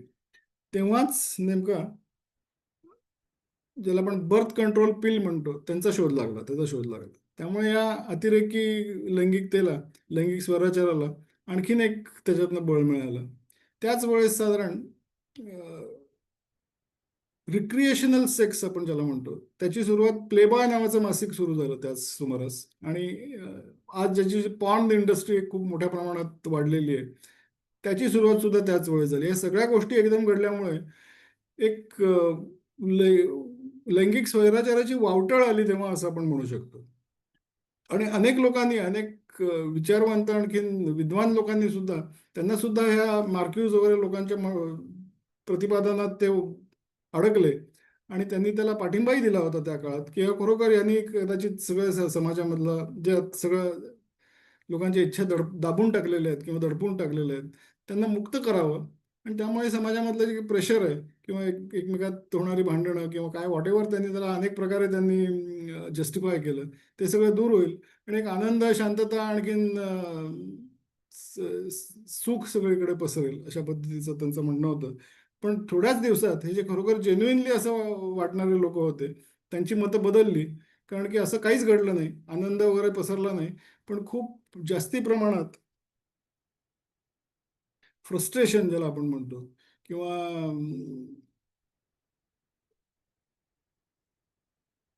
काही आपण अपेक्षा केली, अपेक्षाभंग, फ्रस्ट्रेशन अशा गोष्टी त्यातनं खूप मोठ्या प्रमाणात वाढल्या. तर हार्वर्ड मेडिकल स्कूलचे डॉक्टर रॉबर्ट कर्टनर म्हणून होते की ज्यांनी आधी या सगळ्या गोष्टींना पाठिंबा दिला होता. ते म्हणतात अनेक वर्ष मला वाटत होतं की या गोळीमुळे, मी त्या गोळीच्या संशोधनात त्यांचा विशेष भाग होता, या गोळीमुळे लैंगिक स्वैराचार वाढणार नाही. पण आता माझं मत बदललंय, मला वाटतं बहुधा तसंच घडलंय असं ते म्हणतात. दुसरं एक चायनीज अमेरिकन होते, त्यांचा सुद्धा या गोष्टींमध्ये सहभाग होता. ते म्हणतात young people indulge in too much sexual activity. I personally feel the pill has rather spoiled young people. It has made them more permissive. स्वीडनमध्ये जे सेक्शुअल रिव्होल्युशनचे प्रवर्तक, म्हणजे सेक्शुअल रिव्होल्युशन आवश्यक आहे असं म्हणणारे हॅन्स नेस्टियस म्हणून होते. ते म्हणतात आपण काही नियम परत आणले पाहिजेत. त्यांनीच आधी सांगितलं होतं की हे नियम बियम काही नको, कुठली बंधनं नको. ते आता म्हणतात, ज्यांनी मग त्याचे भयंकर परिणाम बघितले की कसं फ्रस्ट्रेशन, कशी तुटलेपणाची भावना, ह्या सगळ्या गोष्टी या सेक्शुअल रिव्होल्युशन. कारण की कुटुंबातलं जी सुरक्षेची भावना असते ती एकदा तुम्ही सोडून दिली किंवा तुम्ही सायकोलॉजिकली, इमोशनली फार मोठ्या प्रमाणात त्याचा परिणाम होतो हे दिसायला लागलं. आणि मग ते म्हणतात आपण काही नियम परत आणले पाहिजेत. कारण प्रेमाचा नव्हे तर लैंगिक अतिरेक आणि भ्रष्टाचाराचा प्रसार झाला आहे. म्हणजे ही लैंगिकतेला मुक्तद्वार दिल्यामुळे प्रेम वाढेल असे जो प्रचार केलेला होता, तर तसं काही घडलेलं नाही. तर त्यातून फक्त अतिरेक आणि भ्रष्टाचार हे वाढलेलं आहे याची त्यांना जाणीव झाली.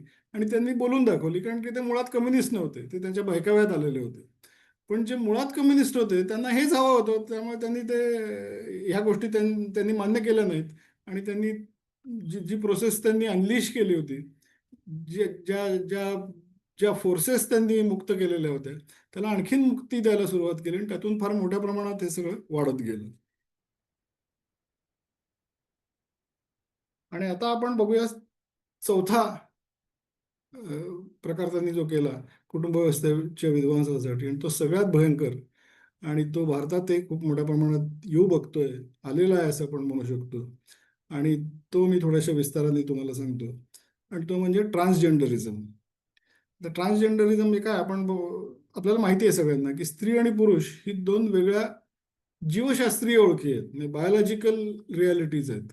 म्हणजे स्त्री एक्सेस क्रोमोझोम ज्या ज्या व्यक्तीमध्ये असतो ती स्त्री असते, आणि ज्याच्यामध्ये एक्स वाय क्रोमोझोम असतात. तुमच्यापैकी कोणी जर सायन्स किंवा बायोलॉजी शिकलेलं असतील तर तुम्हाला हे माहिती असेल, पण ज्यांना माहिती नाही त्यांना आपण अगदी सोप्या शब्दात सांगू शकतो की एक्स एक्स क्रोमोझोमची पेअर जर असेल तर स्त्री, एक्स वाय क्रोमोझोमची पेअर असेल तर पुरुष. म्हणजे हे निसर्गानेच ठरवलेलं आहे. आणि स्त्री आणि पुरुष या दोन बायोलॉजिकल एंटिटीज असणं, स्वतंत्र बायोलॉजिकल एंटिटीज असणं, हे मानवी समाजाच्या भवितव्यासाठी अत्यंत आवश्यक आहे. स्त्री आणि पुरुष वेगळे नसतील तर मानवी सभ्यता पुढे जाणार कशी? मानव वंश पुढे जाणार कसा? सभ्यता तर सोडून द्या. मानव वंश पुढे जाण्यासाठी स्त्री आणि पुरुष हे वेगळे असणं हे आवश्यक आहे. हे कोणीही सांगेल, मी लहान मूल सुद्धा सांगेल. पण गंमत अशी आहे की जी अत्यंत काय म्हणतो त्याला आपण, सेल्फ एव्हिडंट गोष्ट आहे, की सगळ्यांना उघडपणे दिसणारी गोष्ट आहे, ती सुद्धा नाकारण्याची क्षमता यांच्या स्ट्रॅटेजीमध्ये आहे. की त्याच्यावर सुद्धा ते असा एक मुलामा चढवतात, एक स्कॉलरशिपचा असा एक ऑरा उभा करतात, की लोकांना उघडपणे चुकीच्या आणि मूर्खपणाच्या असलेल्या गोष्टी सुद्धा ते पटवू शकतात. त्याचं हे सगळ्यात चांगलं उदाहरण आहे की त्यांनी असं सांगायला सुरुवात केली की सेक्स वेगळे असले तरी जेंडर वेगळं असलंच पाहिजे असं काही नाही. सेक्स आणि जेंडर याच्यात त्यांनी फरक करायला सुरुवात केली. आता कसं आहे की सेक्स आणि जेंडर हे दोन्ही वेगळे असतात हा नियम आहे. प्रत्येक नियमाला काही अपवाद असतो. तर त्यामुळे अपवादात्मक केसेसमध्ये पुरुषाचा जरी जन्म मिळालेला असला तर त्यात स्त्री सुलभ भावना जास्ती असू शकतात, आणि काही स्त्रियांमध्ये पुरुष सुलभ भावना जास्ती असू शकतात. हा अपवाद आहे.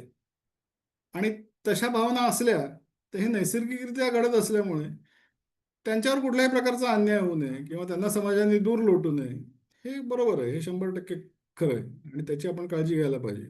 आपल्या संस्कृतीत ते आहेच. आपल्या संस्कृतीमध्ये किन्नर यांना सामाजिक मान्यता आहे अनेक हजारो वर्षांपासून. तो एक वेगळा भाग आहे, त्याच्यात तर आपण जास्ती नको जायला. पण आपल्याला याची कोणी शिकवण्याची गरज नाही की अशा भावना असल्या तर त्यांना तुम्ही समाजाने स्वीकारलं पाहिजे. पण ते जरी असलं तरी अपवादाला जर आपण नियम ठरवायला लागलो की नाही, जेंडर हे त्यांनी असं अशी मांडणी केली की जेंडर जे असतं ते प्रत्येक व्यक्तीला ते समाज ते जेंडर देतो. म्हणजे it's not a biological reality but it's a social construct असं त्यांचं म्हणणं आहे, किंवा कल्चरल कॉन्स्ट्रक्ट. हा एक संस्कृतीने तुमच्यावर लादलेला, समाजाने लादलेला हा एक ही एक ओळख आहे.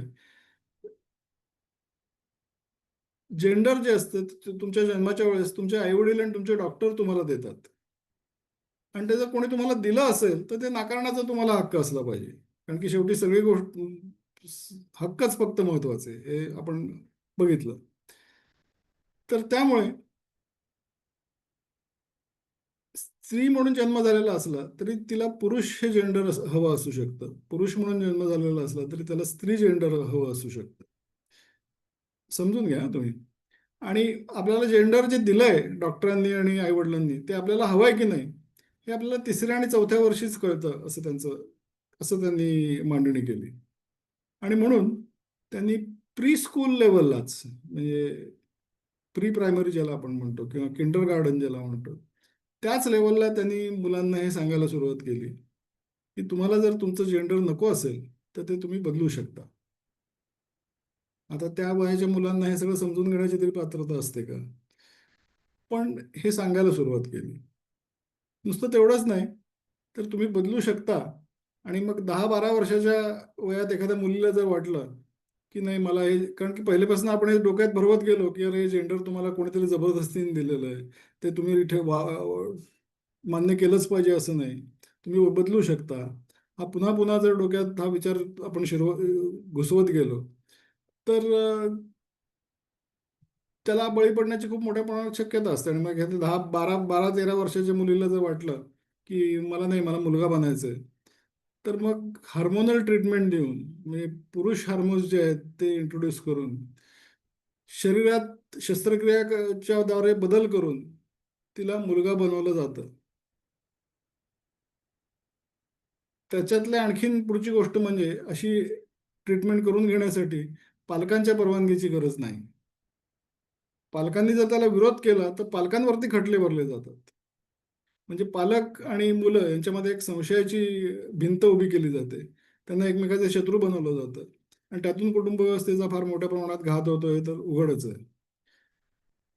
त्यामुळे जेंडर बदलून म्हणजे थोडक्यात काय झालं, शेवटी जेंडर आणि सेक्स हे वेगळ्या जरी वेगळ्या आहेत अशी जरी सुरुवात असली तरी आता शेवटी ते एकत्रच झाले आणि तुम्ही जेंडरही बदलू शकता, सेक्सही बदलू शकता, अशा पद्धतीने त्यांनी प्रचार करायला सुरुवात केली. त्यातली गंमत अशी आहे की इथपर्यंत ठीक आहे. याच्या पुढे त्यांनी असं सांगितलं की जेंडर हा एक स्पेक्ट्रम आहे आणि एका बाजूला स्त्री, एका बाजूला पुरुष आणि मध्ये अनेक प्रकारचे जेंडर असू शकतात. ते फ्लुइड जेंडर आहे असं त्यांनी सांगितलं. म्हणजे हे स्थिर आणि रिजिड असं नाही. तर मला आज वाटतंय मी पुरुष आहे, पण मला उद्या वाटू शकतं की मी स्त्री आहे. हेही मान्य झालं केलं पाहिजे समाजाने. हे जर तुम्ही मान्य केलं नाही तर तुम्ही ट्रान्सफोब आहात. जसं मी म्हटलं की तो शिक्का एकदा बसला की संपलं. तुम्ही सोशल डेथ. तर त्यामुळे फ्लुइड जेंडर सुद्धा मान्य झालं पाहिजे. मला सकाळी वाटतंय मी पुरुष आहे, मला संध्याकाळी वाटतंय मी स्त्री आहे. आणि मग what is important is what I identify with. मी स्वतःला काय समजतो हे महत्वाचं आहे. आणि ते सगळ्या समाजांनी, देशांनी, कायद्यांनी सगळ्यांनी मान्य केलं पाहिजे. मग मला जर वाटलं मी स्त्री आहे तर मला स्त्रियांच्या वॉशरूममध्ये जाण्याची पण परवानगी असली पाहिजे. मग स्त्रियांच्या प्रायव्हसीच्या हक्कांचं काय, त्याला काही अर्थ नाही, पण ट्रान्सजेंडर राईट्स मात्र प्रोटेक्ट झाले पाहिजे. अशा पद्धतीने त्यांनी ते सुरुवात केली. त्याच्या पुढे जाऊन आणखी मला जर वाटलं मी स्त्री आहे तर मला स्त्रियांच्या स्पोर्ट्समध्ये सुद्धा भाग घेता आला पाहिजे. आता ते बॉक्सरचा जो एक ऑलिम्पिक्समध्ये प्रकार झाला तो तुम्हाला नक्कीच आठवत असेल, आता काही 2 वर्षापूर्वीच झालं. तर त्या पुरुष पुरुष असून तो स्त्रियांच्या बॉक्सिंगमध्ये उतरला आणि 36 सेकंदात ती अपोनंट जी होती ती अक्षरशः रडायला लागली. म्हणजे कारण पुरुष आणि स्त्री काही स्पोर्ट्समध्ये म्हणजे गोळाफेक असेल, शॉटपुट असेल, बॉक्सिंग असेल, याच्यामध्ये पुरुष आणि स्त्री यांची स्पर्धा होऊच शकत नाही. कारण ते निसर्गानेच तसं केलेलं आहे. पण ते तुम्ही मान्य केलं पाहिजे. इंग्लंडमध्ये एक असा प्रकार झाला की एक सिरियल रेपिस्ट, म्हणजे त्याला रेपच्या आरोपात, बलात्काराच्या आरोपात पुन्हा पुन्हा अटक होत होती. त्यांनी तुरुंगात असताना सांगितलं की नाव I identify myself as a woman आणि आता मला तुम्ही स्त्रियांच्या सेलमध्ये ठेवलं पाहिजे. म्हणजे ज्याला रेपच्या आरोपाखाली अटक झाली होती त्याला स्त्रियांच्या सेलमध्ये जर ठेवलं तर ते किती धोकादायक आहे हे सांगायची गरज नाही, पण त्याला ठेवण्यात आलं. कारण की ट्रान्सजेंडर राईट्स त्याचे तुम्ही नाकारू शकत नाही. हा जो सगळा त्यांनी प्रकार आणि ही जी काही दहशत निर्माण केलेली आहे की समोर स्पष्ट दिसतंय, कोणालाही कळेल की हे चुकीचं आहे, पण तरी सुद्धा तुम्ही त्याला नाही म्हणू शकत नाही. कारण की होमोफोब किंवा ट्रान्सफोब हा शिक्का आपल्यावर बसू नये. शाळांमध्ये पुरुष असलेले पण स्वतःला स्त्री म्हणणारे असे लोक, त्यांना ड्रॅग क्वीन्स असं म्हटलं जातं. आणि त्यांना मुलांना गोष्टी सांगायला वगैरे त्यांना बोलवलं जातं. आणि ते छोटा स्कर्ट घालून, खोटे स्तन घालून, घट्ट ब्लाऊज वगैरे घालून, अतिशय भडक मेकअप करून ते मुलांना गोष्टी सांगायला येतात. याचा परिणाम मुलांच्या मनावर काय होत असेल, म्हणजे ऍक्टिव्ह सेल्समनशिप ऑफ ट्रान्सजेंडरिझम असं आपण म्हणू शकतो त्याला. अशा पद्धतीने मुलांना जास्तीत जास्त इनफॅक्ट एनकरेज केलं जातं की तुम्ही स्वतःला declare yourself as trans, आम्ही ट्रान्सजेंडर आहोत असं जाहीर करा. आता आणखीन एक याच्यात अँगल आहे, तो सुद्धा महत्वाचा आहे की लहान मुलींना जर सतत सांगितलं, ज्या गोरे असतील वर्णाने, व्हाईट रेस मधले लोक, तर त्यांना जर सतत सांगितलं की तुम्ही शोषक आहात, तुम्ही या बाकी सगळ्या लोकांवरती अन्याय केलेला आहे पिढ्यानपिढ्या, तुमच्या व्हाईट प्रिव्हिलेजमुळेच तुम्हाला फक्त जे काय तुमच्याकडे आहे ते सगळं मिळालेलं आहे आणि इतरांचं तुम्ही खिचून घेतलेलं आहे, इतरांवरती अन्याय केलेला आहे. तर असं तुम्ही विचार करा, 5 आणि 6 वर्षाच्या मुलींना जर सांगितलं, आणि विशेषतः मुली जास्ती सेन्सिटिव्ह असतात, त्यामुळे त्यांच्यावर ह्या शिकवणुकीचा फार मोठा परिणाम होतो. आणि जे आपण काल बघितलं गिल्ट कॉम्प्लेक्स, तो त्यांच्या मनात फार मोठ्या प्रमाणात निर्माण होतो. आणि मग आपल्याला सुद्धा काहीतरी शोषित आयडेंटिटी असावी अशी इच्छा त्यांच्या मनात निर्माण होते. आता स्किनचा कलर तर बदलणं शक्य नाही, त्यामुळे व्हाईट गोरेपणातनं तर सुटका होणं शक्य नाही. मग कुठली आयडेंटिटी जी आहे की जी शोषित आहे आणि जी आपण सहजरित्या घेऊ शकतो, ती म्हणजे स्वतःला ट्रान्सजेंडर म्हणून जाहीर करणं. मग एकदम सगळे टीचर्स तुम्हाला हिरो म्हणून बघायला लागतात, बाकी सगळं so how how brave you are, you declare yourself as a transgender. मग कालपर्यंतचा जो गिल्ट कॉम्प्लेक्स होता त्याच्यातनं एकदम सडनली एक सगळा फोकस आपल्यावरती येतो आणि आपल्याला स्वतःबद्दल एक चांगली भावना निर्माण व्हायला लागते. त्याच्यात पिअर प्रेशर असा एक प्रकार असतो, म्हणजे चार मुलींनी जाहीर केलं की आणखीन चार मुलींना वाटतं की आपणही करावं. तर अशा पद्धतीने जो एक अपवाद असतो, जे 0.02% लोकांमध्ये नैसर्गिकरित्या असे विचार असू शकतात, तिथे आता 4,000% वाढ असे आकडे तिथे दिसून येतात की स्वतःला ट्रान्सजेंडर जाहीर जाहीर करणाऱ्या लोकांची संख्या इतक्या प्रचंड प्रमाणात वाढते मुलांची, मुला-मुलींची, की त्यातून ह्या सगळ्या वादळात कुटुंब व्यवस्था कशी टिकून राहणार हा सगळ्यात फार मोठा प्रश्न आहे.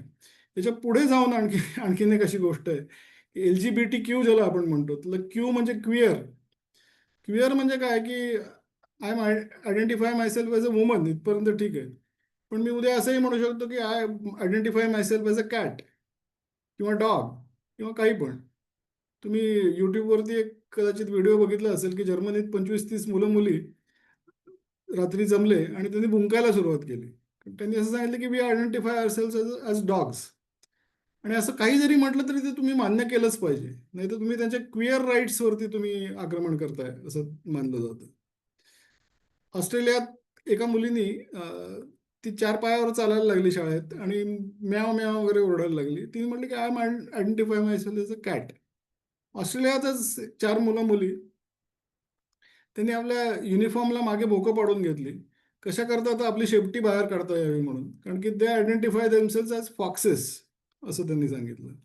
म्हणजे विली मन्सेनबर्गनी जे सांगितलं होतं की we will make the western civilization stink, ते प्रत्यक्षात त्यांनी आणून दाखवलंय हे आपल्याला या उदाहरणांवरनं दिसून येतं. त्याच्या पलीकडे आणखीन जायचं तर LGBTQ+ असं एक नवीन त्यांनी टर्म काढलेली आहे. तर प्लस म्हणजे काय, तर पिडोफिलिया, म्हणजे लहान छोट्या मुलांशी सुद्धा तुम्ही संभोग करू शकता किंवा लैंगिक संबंध ठेवू शकता, हे सुद्धा त्यांनी नॉर्मलाइज करायला सुरुवात केली. म्हणजे समाज जास्तीत जास्त नैतिकदृष्ट्या रसातळाला कसा जाईल आणि त्याला सुद्धा एक ही चांगली गोष्ट आहे असं एक आकर्षक मुखवट्याच्या मागे हे कसं होईल, हे त्यांनी आता अशा टोकाला नेलंय आणि हे लोक इतके त्याच्या आहारी गेलेले आहेत की ह्या सगळ्या गोष्टी ते पाश्चिमात्य जगतामध्ये मान्य होत आहेत. आणि ट्रान्सजेंडरिझम, ट्रान्सजेंडर राईट्स या नावाखाली ते आपल्याहीकडे येऊ घातले आहेत. ही सगळ्यात भयंकर गोष्ट आहे, हे लक्षात घेतलं पाहिजे.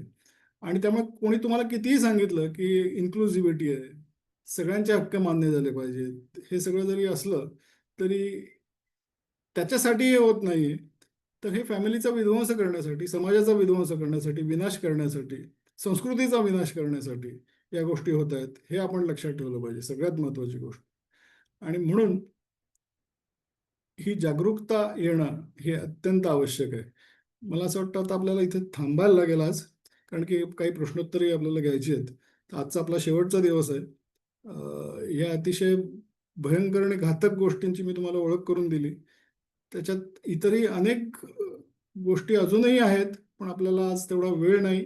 यामुळे आपण ते कधीतरी पुन्हा एखादा प्रोग्राम घेऊ किंवा काय कसं डिशमिश आपण बोलू. पण बऱ्यापैकी मला वाटतं मी तुम्हाला त्याचा इंट्रोडक्शन केलेलं आहे की किती वेल प्लॅन्ड, योजनाबद्ध रीतीने ठरवून करण्यात आलेलं आहे. त्याची उद्दिष्ट हे किती विध्वंसक आणि विनाशक आहेत हे तुम्हाला निश्चितच लक्षात आलं असेल अशी मला खात्री वाटते. एक सांगतो की 2-3 महिन्यापूर्वी पुण्यातल्या एका शाळेत, मी नाव सांगणार नाही, पण पुण्यातल्या एका शाळेत काही स्वतःला NGO म्हणणारे लोक आले आणि त्यांनी मुलांना या सगळ्या ट्रान्सजेंडरिझमची माहिती दिली. जसं मी सांगितलं की अगदी लहान मुलांनाच हे सांगतात.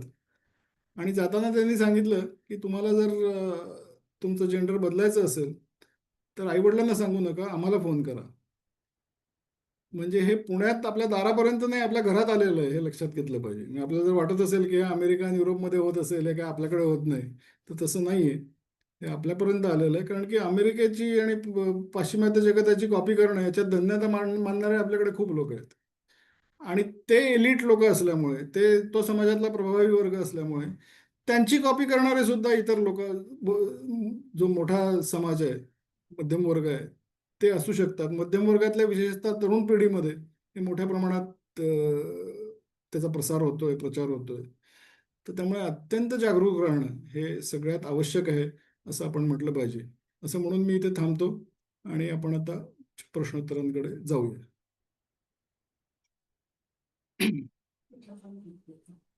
अमित चितळे. सर आवाज कमी येत आहे. अमित सर नाही कमी येत. आता येतोय? हो हा, आता आहे. clear. हा हा. मला एक विचारायचं होतं की परवा एक दोनदा बोलणं झालं तसं की हे सगळं आता आपण बघितलं म्हणजे खूपच भयानक आहे. पण ह्याच्यातनं काही आशेचा किरण किंवा ह्याच्यातनं थोडंसं बाहेर पडण्यासारखं काही गोष्टी आहेत का? म्हणजे मला असं वाटलं की त्याचं कदाचित. कारण म्हणजे काय की याच्यात जसं मी सांगितलं की हे संस्कृतीवरचं आक्रमण आहे आणि संस्कृती हा आपलं बलस्थान आहे. बरोबर. आपणही गेल्या काही दशकांपासून त्याच्यापासून लांब जात चाललेलो आहोत, आधुनिकतेच्या नावाखाली, बरोबर. मॉडर्निटीच्या नावाखाली. तो हा जो प्रवास आहे त्याच्यापासून लांब जाण्याचा, तो आपल्याला उलटा केला पाहिजे. म्हणजे आपल्याला वी हॅव करायला टू गो पाहिजे. Back to our roots. बरोबर. संस्कार हा जो आपल्या समाजातला आणि आपल्या संस्कृतीतला सगळ्यात महत्वाचा भाग आहे, तो आपल्याला कशाही पद्धतीने तो आपल्याला परत आणला पाहिजे. बरोबर. त्याच्यासाठी आईवडिलांनी मुलांना वेळ दिला पाहिजे. ही सगळ्यात बरोबर. मोठी महत्वाची गोष्ट आहे. आपल्याकडे आईवडिलांकडे वेळच नाही. काय नाही. वेळ न- तर काय प्रायोरिटीज काय असतील हे आपल्याला थोडंसं प्रायोरिटीज रिअलाइन करायला लागतील. की तुमची करिअर महत्वाची आहे, आई आणि वडील वडील दोघांचीही महत्वाची आहे, बरोबर आहे. पण तरीही सुद्धा त्याच्याही पेक्षा महत्वाची गोष्ट ही आपल्या मुलांची योग्य वाढ होणं, त्यांच्यावरती योग्य संस्कार करणं, ही त्याच्याही पेक्षा महत्वाची गोष्ट आहे. दोघांनी मिळून वेळ काढावा, काय तुमचं तुम्ही सोल्युशन काढावं, पण ते काढलं पाहिजे. हे अतिशय आवश्यक आहे असं म्हणता येईल. दुसरी गोष्ट अशी आहे की we have to make culture cool.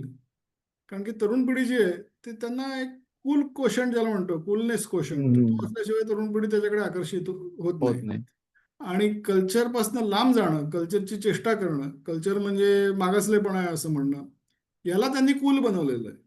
बरोबर. त्याच्यासाठी बॉलिवूडचा वापर केलेला आहे, त्याच्यासाठी अनेक मीडियाचा वापर केलेला आहे. बॉलिवूडमध्ये आता अनेक उदाहरणं घेता येतील की उर्दू भाषेत बोलणं म्हणजे कूल आहे. पीके पण सारखा पिक्चर होता. पण संस्कृत प्रचूर भाषेत बोलणं म्हणजे हास्यास्पद आहे. असं बरोबर. अनेक वर्षांपासून ते रुजवण्यात आलेलं आहे. तर अशा अनेक गोष्टी आहेत. तर बरोबर. ती चक्र सुद्धा आपल्याला उलटी फिरवायला लागते. उलटी फिरायला लागते. हा.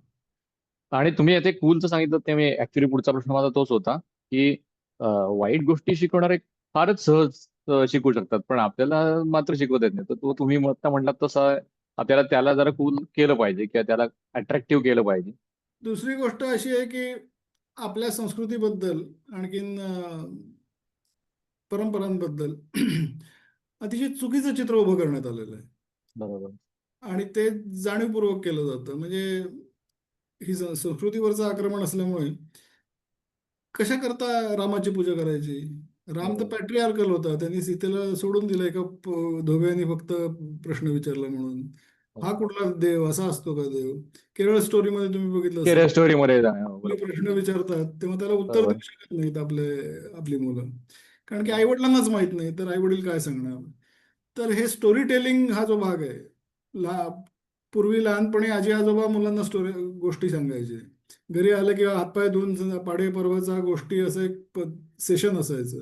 बरोबर. हे पुन्हा रिक्रिएट करावं लागेल, कदाचित ते आणखीन वेगळ्या माध्यमातून करावं लागेल. पण हा त्यांनी जसा एक 100 वर्ष पूर्ण योजना आखून हे सगळं विध्वंसाच्या पातळीवर आणून ठेवलं, कडेलोटाच्या पातळीवर आणून ठेवलं, ते परत न्यायचं तर आपल्यालाही तशीच योजना करावी लागेल, आपल्यालाही करावं लागणार. करावं लागेल, तसाच वर्षानुवर्ष प्रयत्न करावा लागेल. त्याच्यात सुटका नाहीये. पण एकच आहे की संस्कृती ही आपली शक्ती आहे आणि आपली संस्कृती इतकी पॉवरफुल आहे, इतकी जबरदस्त आहे. इतकी जबरदस्त आहे की अनेक आक्रमणं झाली. पण आक्रमण करतेच संपले, पण आपण संपलो नाहीत. नाही करेक्ट. बाकी सगळ्या प्राचीन संस्कृती संपल्या. इजिप्शियन संपली, मेसोपोटेमियन संपली, मायन संपली. पण भारतीय संस्कृती, हिंदू संस्कृती अजूनही टिकून आहे. त्याचं कारण त्याची एक अंगभूत शक्ती आहे. तर त्यामुळे त्याच्यावर आपण विश्वास ठेवू. शेवटी अंतिम विजय आपलाच होणार आहे, हे निश्चित आहे. करेक्ट. पण हाच एक खरं तर राशीचा किरण आहे. हा संस्कृती आपली जी हा, हा. आहे पण तो. ती पुनर्जागृत करणं, त्याच्यावरच बरोबर. चढलेली जी मळब आहे ते दूर करणं. चढलेलं म्हणण्यापेक्षा चढवण्यात आलेलं असं आपण म्हणू. Correct. त्याच्यासाठी जाणीवपूर्वक जागरूक प्रयत्न करणं हेच हा एकमेव सोल्युशन आहे. बरोबर. धन्यवाद. बोला. चिंतामण सर. अभिजित सर, धन्यवाद. खूप छान वाटलं हे सगळं सेशन ऐकून. आणि आता हे जे ट्रान्सजेंडरचे आपण बघतो यांच्या मागे प्रयत्न करतात ते, तर ह्याच्या मागे थोडंफार फायनान्शियली असं एका मित्रानं सांगितलं होतं की हे जे करतात चेंज, की त्यानंतर त्यांना आयुष्यभर औषधं घ्यावी लागतात, तर थोडी ड्रग्ज लॉबी वगैरे असू शकेल असंही वाटलं होतं. ते आहे त्याच्यामध्ये. हां. आणि दुसरा एक प्रश्न माझा असा होता की आपण हे बघितलं की युथ म्हणजे जे युवक वगैरे आहेत त्यांच्यात वेगवेगळ्या कारणांमुळं ती लग्न न करणे वगैरे असे, किंवा मॉडर्नायझेशन वगैरे डोक्यात घुसवून त्यांच्यात आपलं थोडक्यात एक मोठा कट असल्यासारखं पॉप्युलेशन आपलं कमी होतंय. आणि दुसऱ्या काही बाजूला बघतो आपण की ते मुस्लिम किंवा ख्रिश्चन पॉप्युलेशन खूप वाढतंय आणि त्यांचेही त्या दृष्टीने प्रयत्न चाललेत. आणि हे लोकशाही मार्गाने हे सगळं कब्जा करणारे असे बरेच साऱ्या आपण राज्यांमध्येही बघतोय. तर ह्याच्यावर आपली संस्कृती वाचवण्यासाठी कसा उपाय करता येईल? पुन्हा पुन्हा आपण तेच सांगू शकतो की जागरूकता, हां. अवेअरनेस आणि सस्टेन्ड एफर्ट्स याला पर्यायच नाही. म्हणजे हं. आपण इतके दिवस हे होऊ दिलं, गेली 50 वर्ष आपण हे वाहवत गेलो या सगळ्याच्या मागे, असं म्हणू शकतो आपण. 50 काय, कदाचित साधारण 1960च्या दशकापासून हा प्रकार सुरू झालेला आहे असं म्हणता येईल. 50-55 वर्ष. हं. तर ते ते पुन्हा मूळ पदावर आणण्यासाठी आणि त्या आधुनिक काळाच्या पद्धतीने मूळ पदावर आणण्यासाठी, म्हणजे पुन्हा हां, हां. आपण 60 वर्षापूर्वी जे करत होतो तेच करून नाही चालणार. बरोबर. हां. गाभा तोच ठेवून पण पद्धत बदलून आपल्याला ते आता प्रत्यक्षात करावं लागणार. हं, हं, हं. ओके. कारण हे घर वापसी वगैरे म्हटलं तरी त्याचं प्रमाण एवढं जास्त नाही दिसत आहे अजूनही. हो ना, ते आपण आता तर जागे झालोय. आता सुरुवात झाली. हां. पूर्वी नाही. ते 100 वर्षापूर्वी त्यांनी ठरवलंय की काय करायचं ते. हां. ते लिहून ठेवलंय, त्या पद्धतीने हां. केलंय. हां, हां. आपल्याला आता बरोबर. कुठे जाग येते. म्हणजे बरोबर. मी माझंच कौतुक करत नाही, पण डावी वाळवी हे कदाचित पहिलं पुस्तक असेल होय. ज्यांनी हां, हां. इतक्या विस्तृत पद्धतीने कॉम्प्रिहेन्सिव्हली हा विषय लोकांसमोर मांडलेला आहे. होय, होय. आणि त्यातून आता ही सगळी निर्मिती, हं, अवेअरनेस वाढतोय. अनेक पातळ्यांवर वाढतोय, म्हणजे फक्त त्या पुस्तकामुळे वाढतोय असं नाही. हं. पण अमेरिकेत तो आता खूप मोठ्या प्रमाणात वाढलाय, कारण की त्यांनी खूप जास्ती सहन पण केलंय सहन आपल्यापेक्षा. केलंय. हां. कुठेही अचानक गोळीबार होतात आणि एक हा, कुणीही काही आता आपल्याला सायकॉलॉजिकल डिसऑर्डर म्हणतो आपण तसे म्हणजे झालेले. अमेरिकेला जितकी वर्ष घालवली ते शिकण्यासाठी, फक्त हां. ते पुढच्या स्टेज मागचा शाळा या पद्धतीने आपण आता पटकन ते शिकलं पाहिजे हां, हां. आणि ती सगळी योजना आखली पाहिजे. राईट. Thank you sir. धन्यवाद.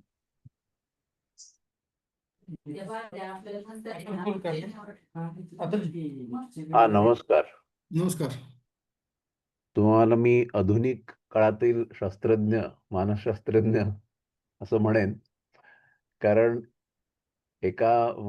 खरं तर एका भयंकर खोलीत तुम्ही आम्हाला नेऊन सोडलंय. इतक्या भयानक गोष्टी आहेत. ठीक आहे, त्या भयानकतेकडनं जास्ती न बोलता माझी एक विनंती आहे, म्हणजे असं शक्य होऊ शकेल का, या आत्ता ग्रुपमधले जी लोक आहेत यांनी एका ठराविक फ्रिक्वेन्सीने, म्हणजे 15 एक दिवसांनी एकत्र भेटून या सगळ्या विचारांवरती चर्चा करणं आणि एकदा त्यातल्या अभिजित सरांना जेव्हा वेळ असेल तेव्हा त्यांचं मार्गदर्शन घेणं, याच्याने आपण काही एक बांधिलकी निर्माण करू शकतो का? कारण हे एकट्याने लढण्याचं कार्य नाहीये असं मला वाटतं. हे बरोबर आहे. मिळूनच करायला लागेल. अगदी बरोबर आहे. अगदी बरोबर. निश्चित हा एक सूचना चांगली आहे. आपण याचा विचार करू, सगळ्यांचं मत घेऊ, सगळ्यांना शक्य आहे का, आणि त्याप्रमाणे काही आपल्याला एक स्ट्रॅटेजी ठरवता येईल.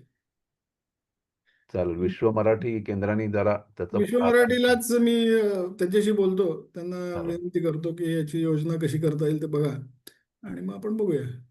चालेल. धन्यवाद सर. एक धन्यवाद. थोडा पुन्हा आशेचा किरण. विद्युत द पाथ फिंडर. कृपया आपलं नाव सांगा. हा नमस्कार सर. नमस्कार. ह्या डाव्या लोकांचं उद्दिष्ट काय ते कळालंय, पण त्याचं कारण काय आहे?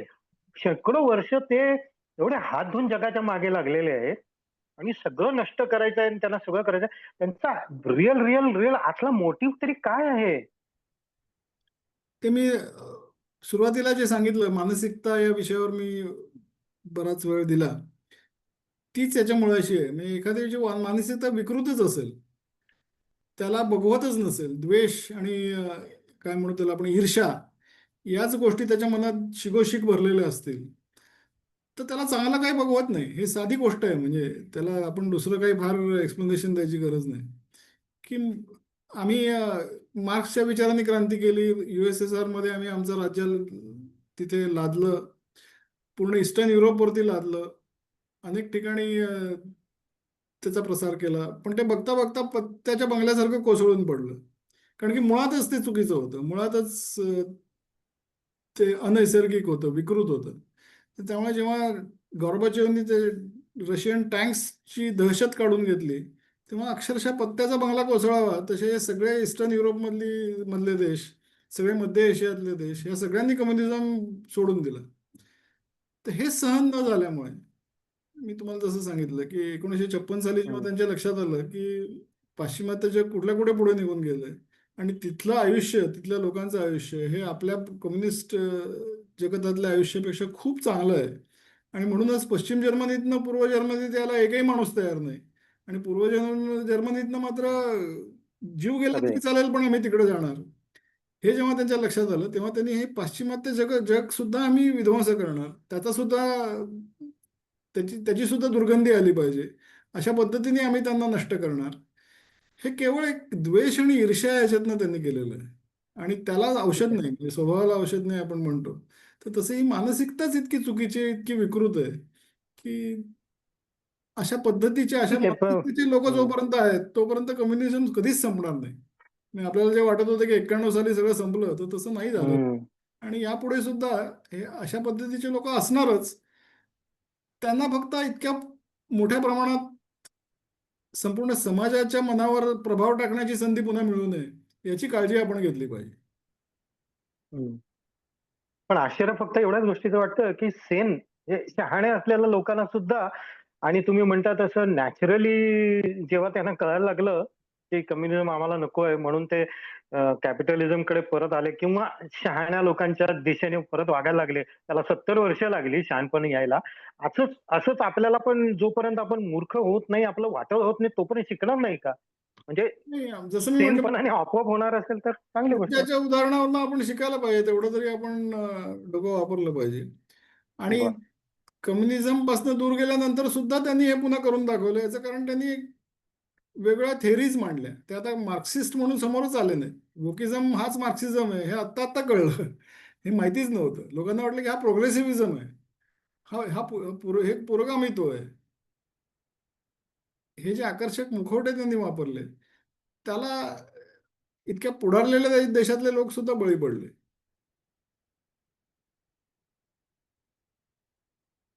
आणि ते किती योजनाबद्ध रीतीने केलं तेही मी तुम्हाला सांगितलं की आधी शिक्षकांना शिकवणाऱ्या संस्थांमध्ये प्रवेश घेतला. 2, 3, 4 पिढ्या त्यांनी शिकवलेल्या जेव्हा बाहेर पडल्या तेव्हा हे सगळं समाजात पसरलं. इतके दिवस थांबायची, ते कन्सिस्टंट प्रयत्न करायची त्यांची इच्छा, आणि त्यांनी इच्छाशक्ती दाखवली त्यांनी. हेही शिकण्यासारखं आहे. म्हणजे काही गोष्टी शत्रूकडून पण शिकल्या पाहिजे. शत्रुबोध अशासाठी की त्याच्याकडनं सुद्धा काही गोष्टी शिकल्या पाहिजे.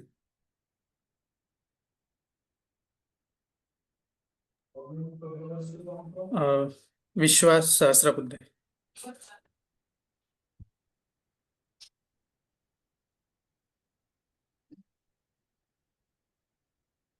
विश्वास सर.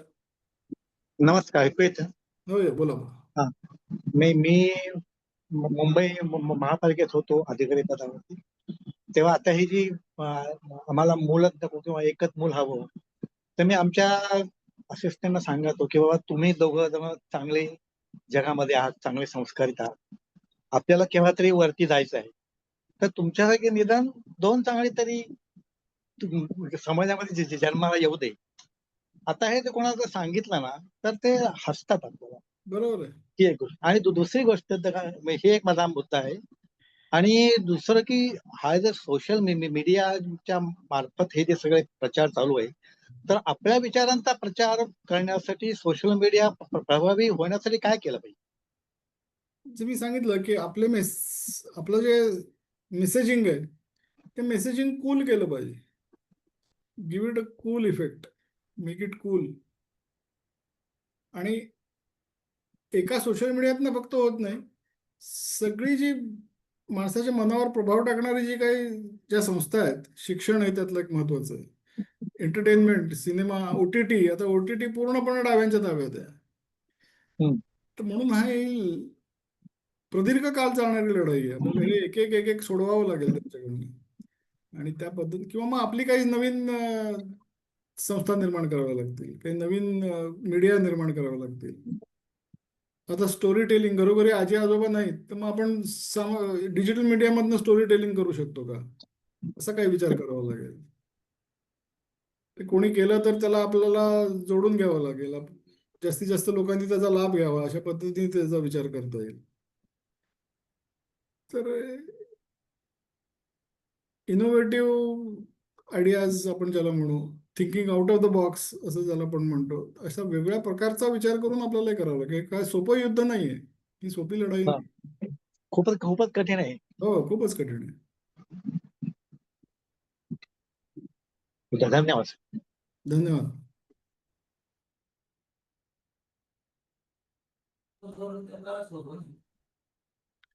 चला थांबूया मग.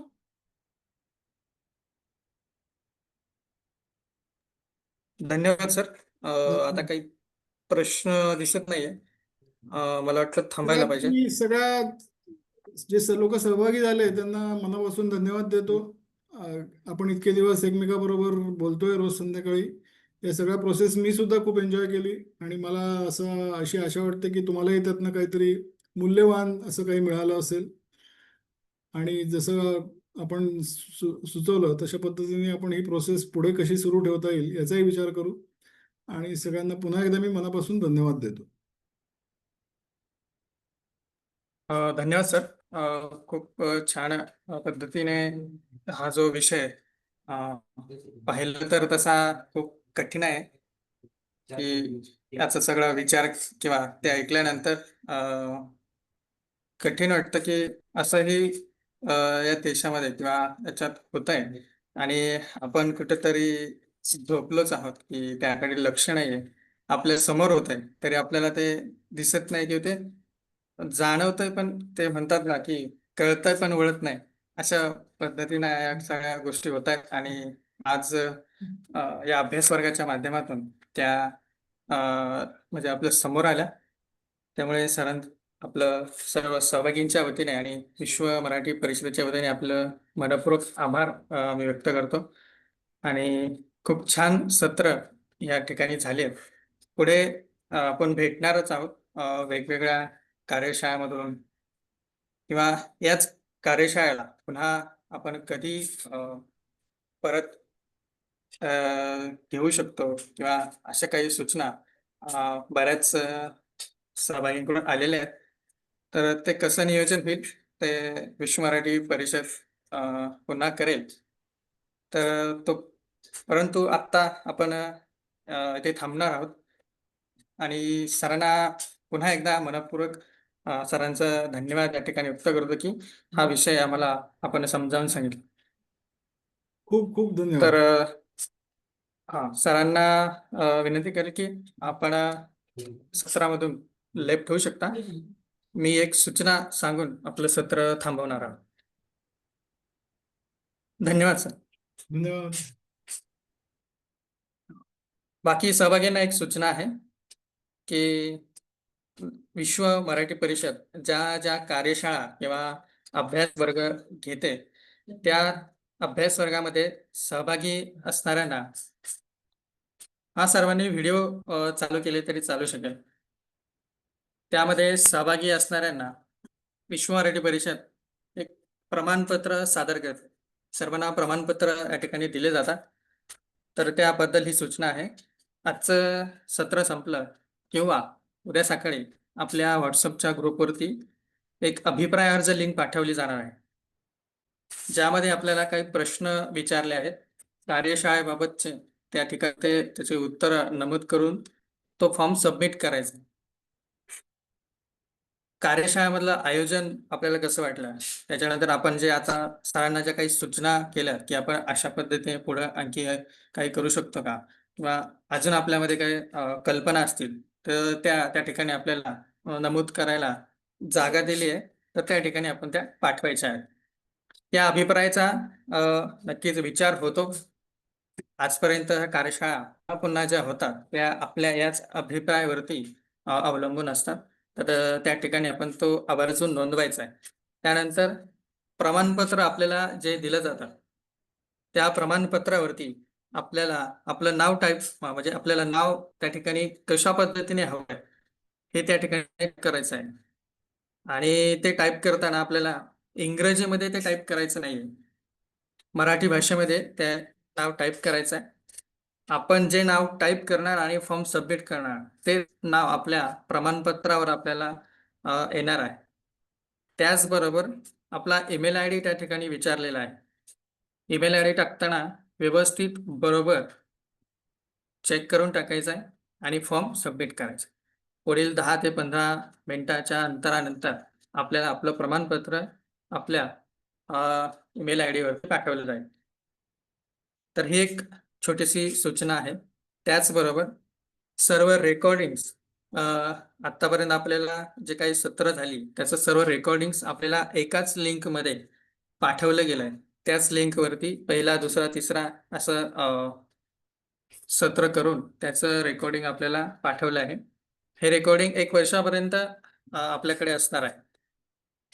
त्याचा उपयोग आपण जेव्हा गरज पडेल तेव्हा आपण करू शकणार आहोत.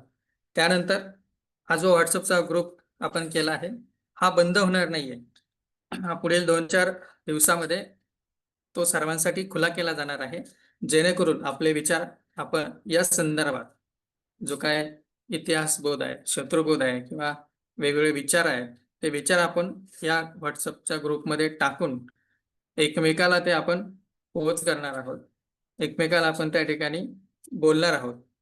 कृपया फक्त त्यामध्ये जे रेग्युलर जे मेसेज असतात, गुड मॉर्निंग, गुड आफ्टरनून वगैरे, तर ते असं काही टाकायचं नाहीये. असं आपण टाकायचं आहे जेणेकरून ती माहिती एखाद्याला फायद्याची ठरेल किंवा आपल्याकडून ती शेअर होईल आणि आपल्या ज्ञानात आणखी भर होईल. तर अशा माहिती आपण त्या ग्रुपवरती टाकायच्या आणि आपल्या माहितीचं आदान प्रदान करायचं आहे. तर हा ग्रुप असाच असणार आहे, हा बंद होणार नाहीये. जर आपण लेफ्ट झालात तरच आपण त्या ग्रुपमधून बाहेर जा. पण तोपर्यंत विश्व मराठी परिषद हा ग्रुप कायम ठेवत आहे. ही एक सूचना आपल्याला आहे. त्यानंतर असेच अभ्यास वर्ग विश्व मराठी परिषद घेते 6 तारखेपासून छत्रपती शिवरायांच्या जीवनावरती, त्यांच्या व्यवस्थापन विषयावरती एक अभिनव कार्यशाळा अभ्यास वर्ग हा सुरू होतोय. याची माहिती आपल्याला ग्रुपमध्ये पाठवली गेली. आपला जो रेग्युलर ग्रुप आहे, ज्या पद्धतीने या कार्यशाळेसाठी अभ्यास वर्गासाठी आपण जॉईन झाला तिथेच ती माहिती पाठवली गेली आहे. नाहीतर पुन्हा आपल्या ग्रुपवर प्रसिद्ध होईल. तर असा अभ्यास वर्ग हा आपटे सरांचा अभ्यास वर्ग सुरू होतोय, ज्यामधून छत्रपती शिवाजी महाराज एक आपल्याला राज्यकर्ते म्हणून माहिती आहे, पण ते एक प्रशासन सुव्यवस्था त्यांच्याकडे कशी होती, त्यांनी कशा त्यांचे जे काही विचार आहेत, तर त्या विचारावरती ती अभिनव कार्यशाळा आहे किंवा अभ्यास वर्ग आहे, त्याला त्या ठिकाणी आपण जॉईन होऊ शकता. अशाच अगणित विषय आहे की जी विश्व मराठी परिषद वेगवेगळ्या विषयावरती कार्यशाळा आयोजित करते. याची सर्व माहिती आपल्याला विश्व मराठी परिषदेच्या वेबसाईट संकेतस्थळावर आपल्याला वेळोवेळी पाहायला मिळेल आणि व्हॉट्सअपच्या ग्रुपच्या माध्यमातून सुद्धा आपल्यापर्यंत पोहोचवली जाईल. त्याच्यामुळे पुन्हा एकदा सर्वांचं मनपूर्वक आभार की पण आलात आणि कार्यशाळा किंवा हा अभ्यास वर्ग या ठिकाणी पूर्ण झाला. आपलं एक सत्र बाकी आहे बुधवारचा. त्या दिवशीचा किंवा राहिलेला काही विषय आहे त्याचं सर रेकॉर्डिंग करून आपल्याला पाठवणार आहे. येत्या 3-4 दिवसामध्ये त्याचं रेकॉर्डिंग होईल आणि ते ऑडिओच्या स्वरूपात आपल्या ग्रुपवरती प्रसिद्ध केले जाईल. तर हा एक दिवसाचा जो भाग आहे तो आपल्याला नंतर रेकॉर्डिंगच्या स्वरूपात मिळणार आहे. तर अशा काही सूचना सांगून आपण पुन्हा एकदा आपल्या सर्वांचं मनःपूर्वक आभार की आपण कार्यशाळेला जॉईन झाला. तर मनःपूर्वक पुन्हा एकदा आपलं धन्यवाद. अशाच पुन्हा वेगवेगळ्या कार्यशाळेतून आपण भेटूया. धन्यवाद सर्वांना.